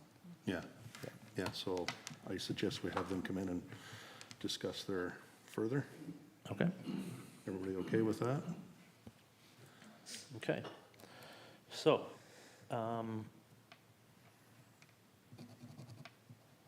with that then, I will ask that, I guess it's best to not have Deputy Mayor Wilson come back because we do have the motion to come forward, so we will not have her vote on that. So Councillor Hughes, when you're ready, if you have, sorry, is there any further discussion that he wants to have on these at this time? Okay, seeing not, then Councillor Hughes, when you're ready, we will have a motion put on the floor. Sure, thank you, Mayor, through you.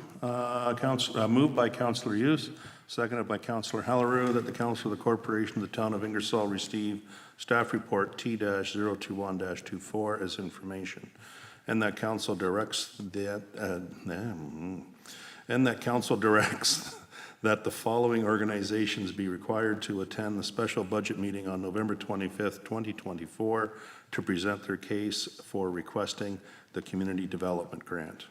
Number 1, Lions Club. Number 2, Operation Sharing.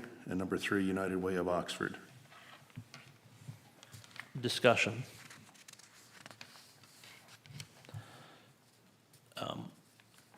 The only one having an issue is the Lions Club because the grant is for municipal portion of taxes. I agree that we need to hear back from them on their funding for the other grant they received last year. But this would only be to hear for their current grant. And I personally fully understand what that application's for. I don't know how everybody else feels. Further discussion? All those, Councillor Hughes, please. So do you want me to remove the Lions Club? Okay, no problem. Yep.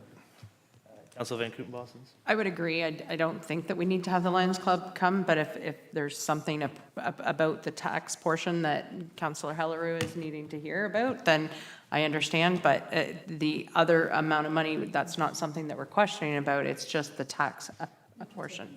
So. Councillor Hughes? So just for clarification, Councillor Hallerow would like to remove the Lions Club from this motion. Do I need to can I reread it with the Lions removed, or do we need to make a motion separate? You're the mover of it, so you can amend in the Just motion. remove it? Okay. If everybody's clear with that?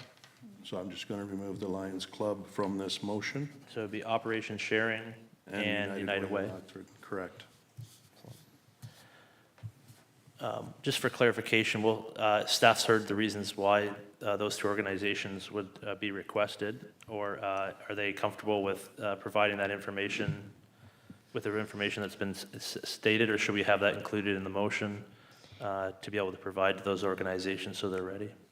Through the mayor, this is an open session of council, so and it was discussed in open session, so we would be fine to share that with them. Perfect. Thank you very much. I just want to make sure they're ready. Okay, any further discussion? All those in favor? Opposed? That's carried. And we will have the deputy mayor return, please.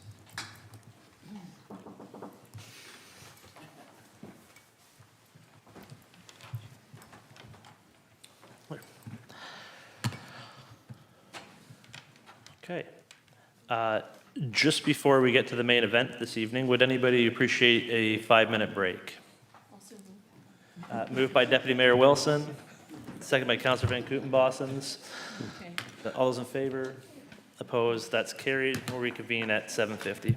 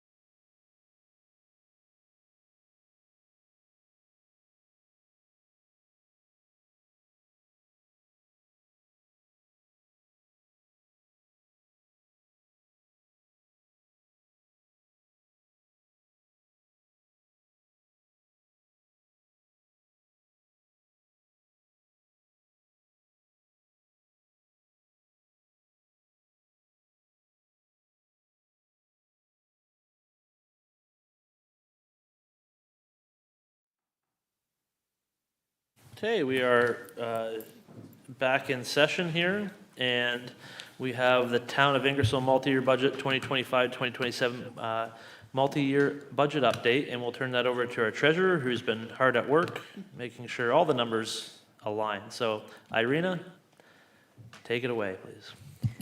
Oh, thank you. Thank you, Mr. Mayor.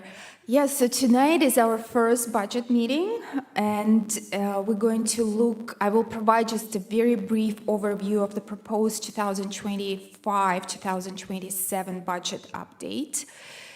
So we'll look at the next 3 years, and I will also provide a little bit more information on the actual 2025 operating and capital budget. So just a bit of history. Last year, on December 18th, Council adopted its first multi-year budget, a 4-year budget for years covering 2024-2027. So this year, the 2025 budget update is town's first update in this budget cycle. So we'll have 2025 update, 2026, and the last 2027 Council will adopt the budget for the next term of Council. So we started the process in the summer with launch of 2025 Community Budget Survey, which was conducted in partnership with the county and other lower-tier municipalities. So the results of the survey are presented in the budget package that was distributed to Council. So tonight we have our first budget meeting with 2 meetings to follow, one in November and the last one December 16, and we hope that the budget will be approved on December 16th. So here is just a bit of a summary of the previously approved tax levy. So last year, Council approved a 4-year multi-year budget with the average tax levy increase of 4.7%. The 2024 approved budget was at 6.2%. So staff has proposed a number of amendments for 2025, 2026, and 2027. And the amended tax levy, the average amended tax levy as proposed tonight is 5.7% as compared to 4.7% that was approved last year. So we require additional tax revenue for 2025 budget of $473,000 or 2.4%. And here is the summary of the areas where we see some favorable and unfavorable variances, and I will go over them, what comprises the $473,000. So the first is revenues. We require additional $48,000 to compensate for decrease in user fees at Victoria Park Community Center.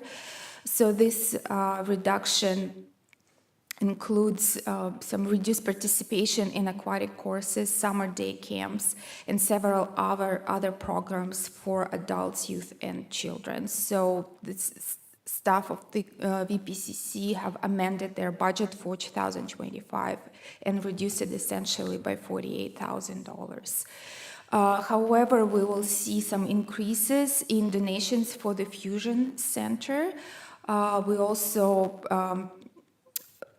are expecting additional almost $180,000 in recoveries from Oxford County for the project that we manage on their behalf. So there is a number of projects anticipated to commence next year that we should be collecting a significant fee from the county for managing.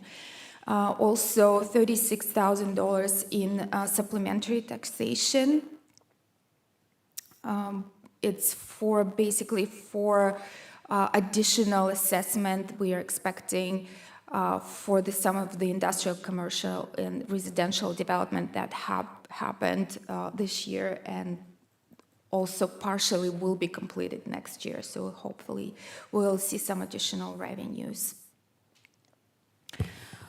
Expenses, additional $464,000 in wages and benefits. So it's primarily driven by the implementation of the compensation review that was adopted by council. It was completed in 2024 and adopted for implementation as of October 1st of 2024.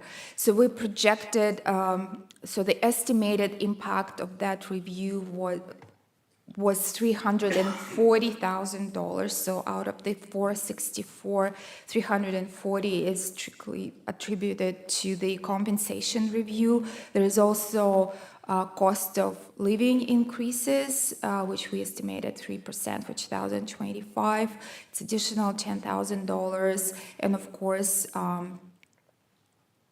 the cost of health benefits we provide to our staff. Some additional $63,000 in operating and administrative expenses. So it's basically they adjusted for inflationary changes, and we also analyzed some historical trends and compared it to previous budgets, and the adjustments were made to better align with the actual spending patterns. $104,000 in building maintenance, specifically for the 5 facilities: town hall, public works garage, arena, senior center, and fusion. It's due to some maintenance issues that have been discovered this year. Additional $52,000 in contracted services. That is specifically for the engineering department. So they are asking for $25,000 to retain an outside engineer to deal with some complex, more complex projects that require some specialized skills. And also they would like to outsource utility allocates to a third provider for $20,000. $63,000 decrease in property tax refunds. Again, it's we aligning it with the actuals, what we have seen over the last 2-3 years. And of course, OPP renewal for 2025, it's additional $263,000 to what we projected last year. And to make the budget balance, we are proposing $220,000 decrease in transfers to reserves. However, we went through the 10-year capital forecast and can confirm that reserve balances, even if we account for this decrease, are sufficient to maintain, to support our 10-year capital forecast. So the operating budget review, revenue sources, as you can see, the tax levy continues to be our main source of revenue with over 82%. So we rely on tax revenue to deliver all our essential services for all residents in the community. Where tax dollars are spent, again, that's looking at the next 3 years. In this picture hasn't changed over a number of years, with over 75% of tax levy being allocated to protection services, our recreational facilities, programs, transportation services, and engineering services.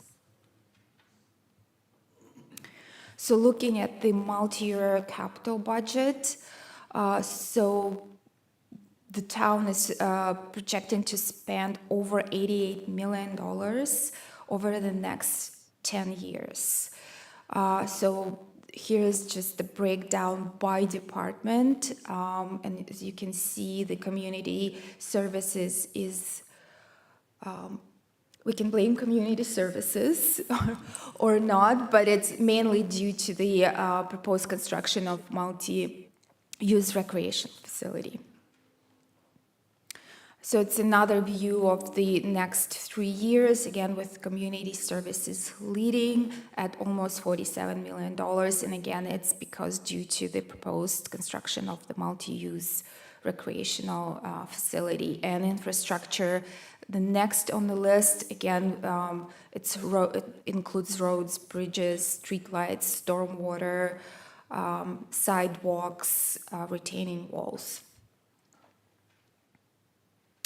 And the summary of 2025 proposed budget is we're looking at the revenue of $19.1 million, or 5.8% increase over 2025 or 2024 operating budget, 4.2 million transfers to reserves, and almost $13 million in capital budget. This is the record high. I don't ever remember us dedicating that much money to the capital project.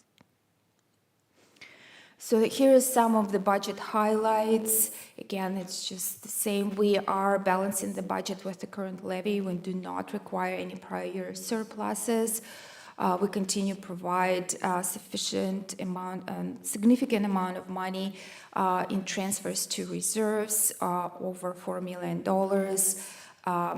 $750,000 dedicated for the MERC only, no debt, new debt financing, and we also address significant increases in the costs that we can't control, like the policing cost.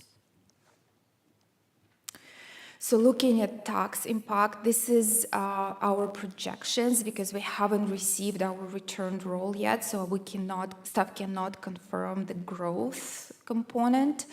So we estimating the growth at 2.5%, and it's in line with what we received in the last 2 years. So if the growth comes at 2.5% with the proposed tax levy requirement, the impact on the median single-family home will be about 3.3% or $73. And the median family home is assessed at $229,000. The tax dollars, where the tax dollars are spent, it's looking just at the tax levy. So as you can see, the capital and reserves is the first on the list, and of course with the police being the second. So the budget variances, I already went through the budget to budget. So this is the 2024 budget to 25 budget. So there is a lot of similarities. So the revenues, overall revenues, are projected to be $194,000 more than 2024 budget. So there's a number of factors impacting that total number. So the community services have adjusted their budget in the user fees. However, the memberships, we're expecting to see some uptake on memberships and increase about $30,000. So licenses and permits are expected to increase by about $110,000. We've seen a big increase in marriage licenses, and we're projecting about $36,000 increase next year. And industrial and commercial building permits will be up about $70,000. Recoveries from the county, $183,000. Supplementary taxation, I already addressed that. However, we see the OMPF funding is being reduced again by $31,000. As of in 2025, we will receive only about $94,000 in OMPF funding because it has been declining on average by 20% every year.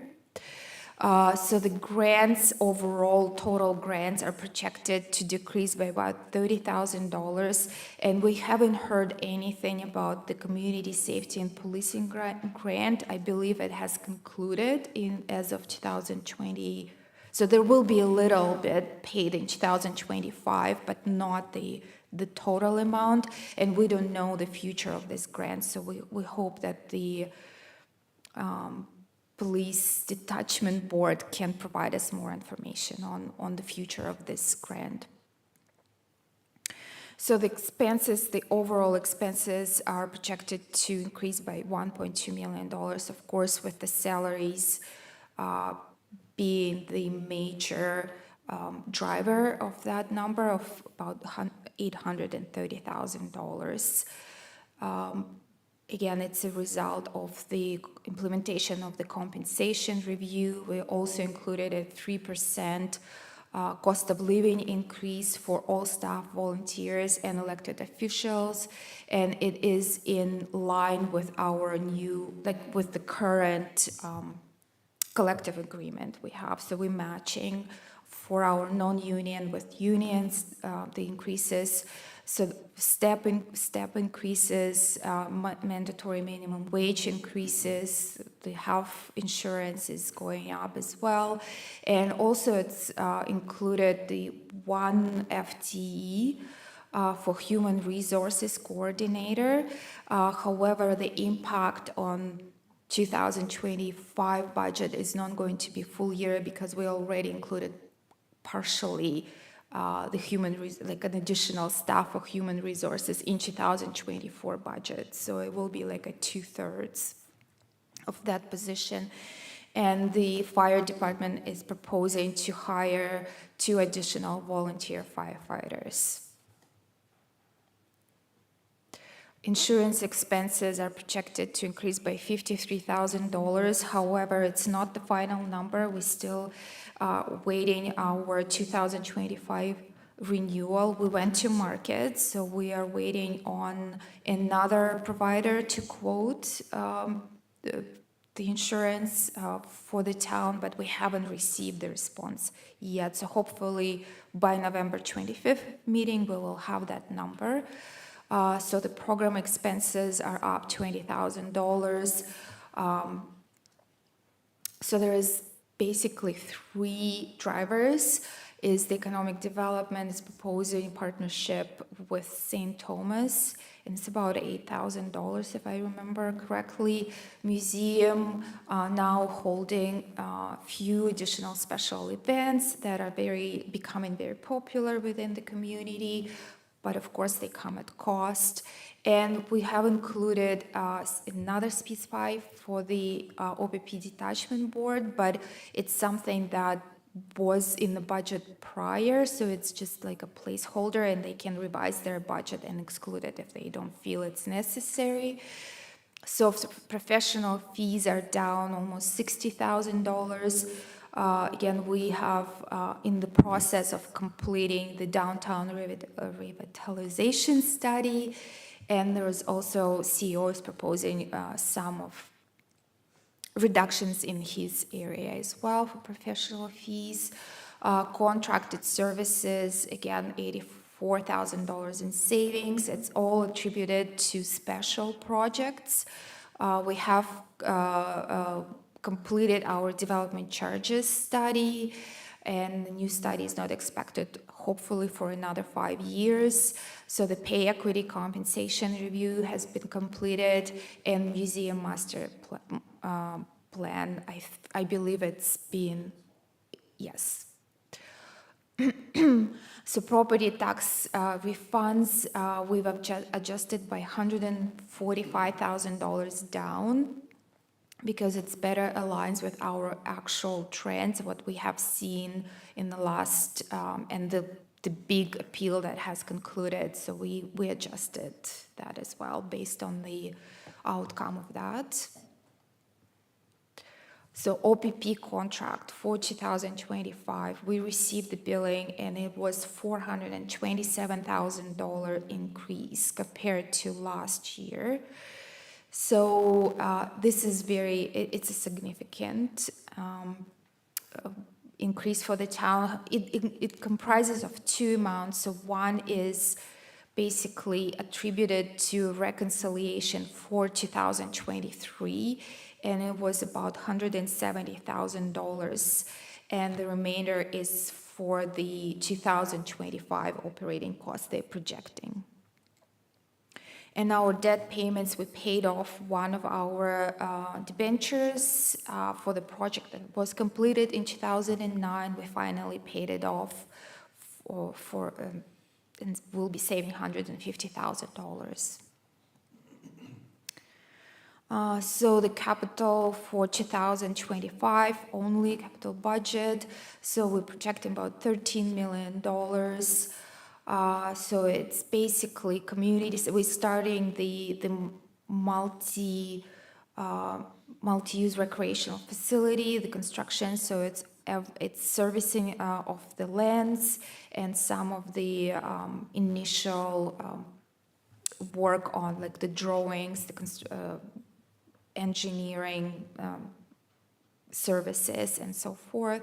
And the infrastructure is a lot of roads, road reconstructions, and some of the stormwater management, maintenance or capital project related to stormwater management infrastructure. So all of the projects are presented in the package, so council can go over them and find details on every project that included on this in this capital budget. So as you can see, there is no debt. We will be funding mostly from reserves and some reserve funds grants. And there is $410,000 of carry forward projects. It would be a bench shell, I believe the elevator for this facility, and 2 signs on 401 as well have been carried forward from last year. So again, the facility, roads, as you can see, it's sport fields, vehicles, fleet for the public works, primarily stormwater management, bridges, equipment, signs, retaining walls, street lights, sidewalks. So that's a high-level overview of the areas where we're going to concentrate our investments in 2025.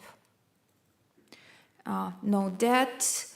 So outstanding debt at the end of 2025 is projected at $767, but this is not taking into the account what the town will have to borrow to complete the work. And so the outstanding items is the returned roll, so we can confirm the effective tax rate increase, finalize and review and award the community grant applications, the insurance renewal, and we're also waiting on the final confirmation for our health benefits renewal from Sun Life. And yes, this is two more meetings that will be held to discuss the 2025 budget, and that concludes my presentation. And I will be more than happy to answer any questions council may have. Okay, so thank you very much. There's a lot of information there, and of course, council will have this, we're talking about November 25th is our next date, and we'll have a meeting after that. So there's lots of time to go through it, think of all those questions, and so that's what I encourage council to do. I also encourage council, as we did last year, to, if you're thinking of making changes, certainly consult with staff to get the information on that, but also put those through with notices of motion so that we can move forward effectively and timely and make sure that we can have that debate and everybody's ready to have that debate when it's time to do so. But for right now, I will then open the questions. Is there any questions of clarification at this time on Irina's presentation? Councillor Hughes? I have a couple of questions, just have to find them here. Bear with me. If somebody else has a question between now and then, go ahead. Councillor, are you ready? Yeah, actually, Okay. yeah. Okay, then we will proceed with you, Councillor Hughes. Okay, first question is point of clarification. The decrease in user fees reduced participation levels of EPCC. What's the driver behind that? What's the main reasoning? I'm sorry, through the mayor to Kyle. Thank you, Councilor Hughes. So through the mayor to you, essentially what's happening is it's a positive thing, but from a revenue point is not a positive thing. And then there's a second piece that's happening out of the master plan. So first piece is we used to have a lot of people that would come in and pay per use. So come to Aquafit 3 times a week, pay each time they come to Aquafit. Our staff have been doing such a good job offering programs that we've converted a lot of those pay per use into memberships. When we convert a pay per use into a membership, we make less money. So one of the things that Irina and I have discussed, but what's in the budget is what the current rates and fees are, is that we haven't raised rates and fees since before COVID. We've had a lot of fee increases that have come our way. It's about time that we look at our comparators and our rates and fees to raise our rates and fees. Because it's good that we're having a lot of people convert from pay-per-use to become members, but we lose revenue that way.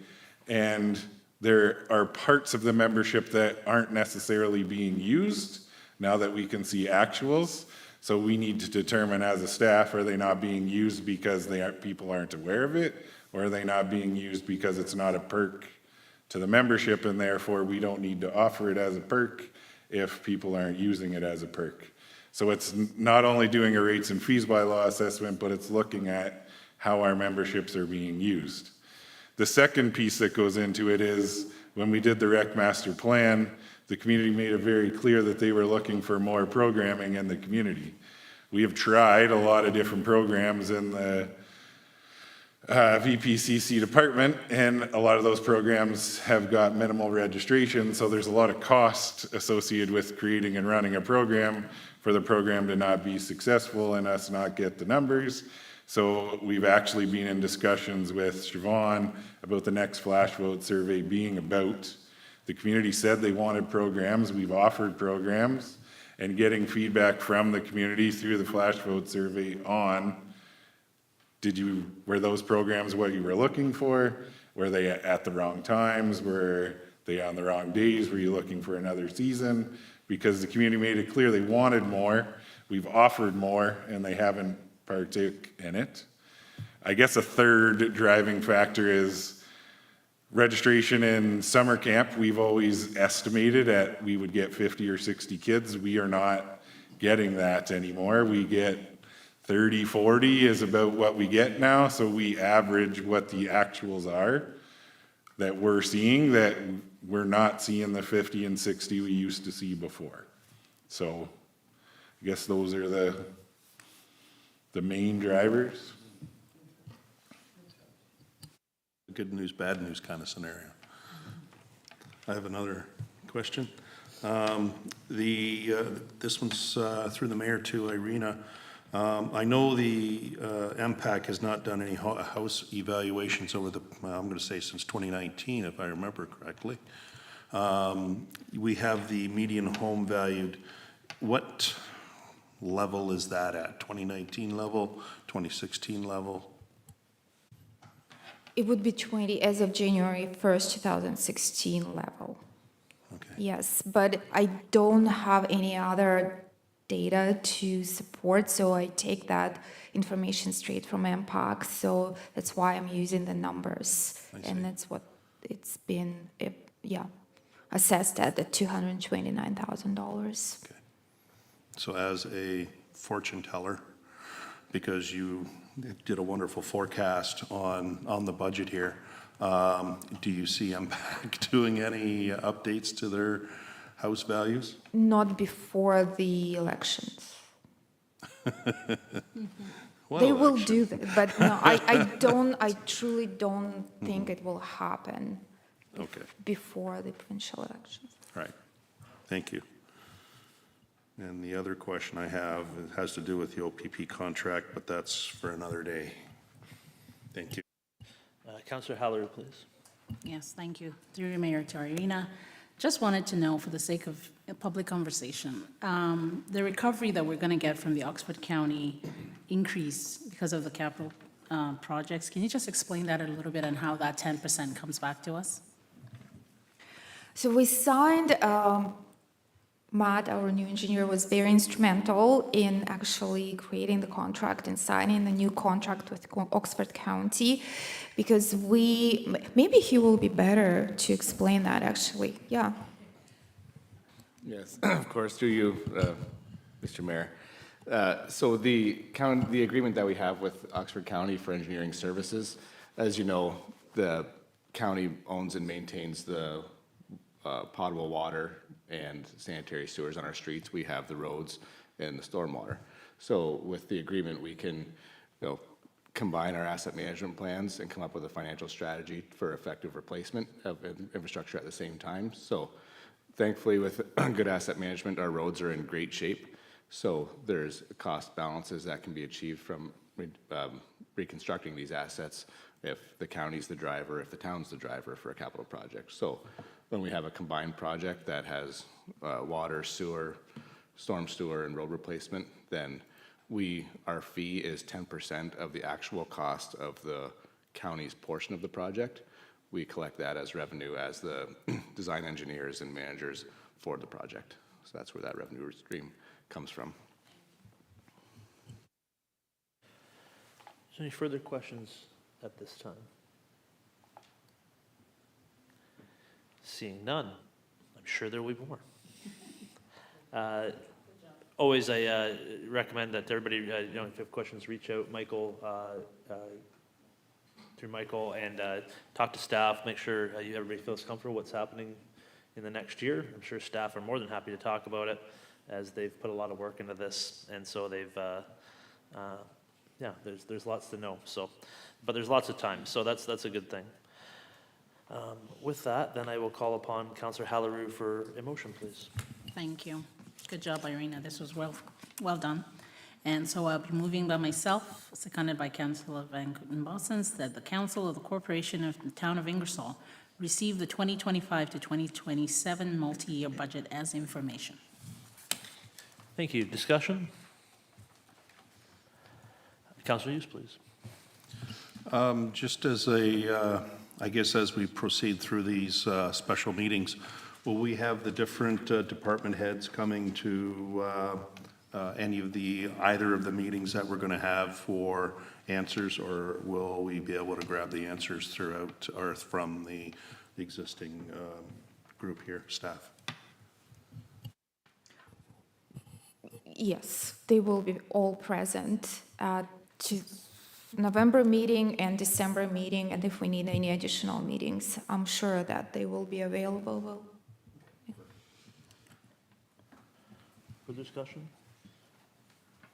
Well, the say is that, I think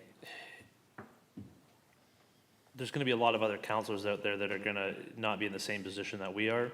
I think that we're in a very favorable position to start off, to have a good conversation about the future. And so I certainly thank staff for that and the planning that's gone into it over the years to make sure that we're being stable but still be able to provide those services. So I think that you take a first glance at this, we have options, and that's a good thing. So I think it's a good way to start off and have a good conversation. So thank you very much for all the work that's gone into it so far, and we'll try not to screw it up. That's specifically for Irina. Further discussion? All in favor? Opposed? That's carried. Okay, and with that, we will now do consideration of bylaws. Councillor Van Kooten-Bosens, please. Thank you, Mr. Mayor. Moved by myself, seconded by Deputy Mayor Wilson, that the mover have leave to introduce and go into committee of the whole on the following bylaw. Bylaw 24-5351, October 28, 2024, confirmation bylaw. Council and Committee of the Whole, Mayor Petrie is in the chair. On motion, the bylaw is accepted as circulated, and that constitutes the first and second reading of the bylaw. Thank you. Discussion? See none, all those in favor? Opposed? That's carried. We're now in the Committee of the Whole. Would anybody like to discuss the bylaw? Seeing none, Deputy Mayor Wilson. Moved by myself, seconded by Councillor Bowman, that the committee do now rise out of the Committee of the Whole. Thank you. Discussion? All those in favor? Opposed? That's carried. And Councillor Bowman for a third reading, please. Moved by myself, Councillor Bowman, seconded by Councillor Hudson, that bylaw 24-531 now be read a third time, signed, sealed, and that this constitutes the third reading of the bylaw. Thank you. All those in favor? Opposed? That's carried. And with that, that takes us to closed session. Councillor Hudson, please. Thank you. Moved by myself, seconded by Councillor Hughes, that council do now go into closed meeting at 8:28 p.m. pursuant to Section 2392 of the Municipal Act from 2001 as amended to discuss the following matter: 239 2E litigation or potential litigation, including matters before administrative tribunals affecting the municipality or local board, and a trade secret or scientific, technical, commercial, financial, or labor relations information supplied in confidence to the municipality or local board, which, if disclosed, could reasonably be expected to prejudice significantly the competition position or interfere significantly with the contractual or other negotiations of a person, group of persons, or organization, large industrial tax refund cancellation. Thank you very much. Discussion? None. All those in favor? And we will reconvene in the J.C. Herbert room for closed session.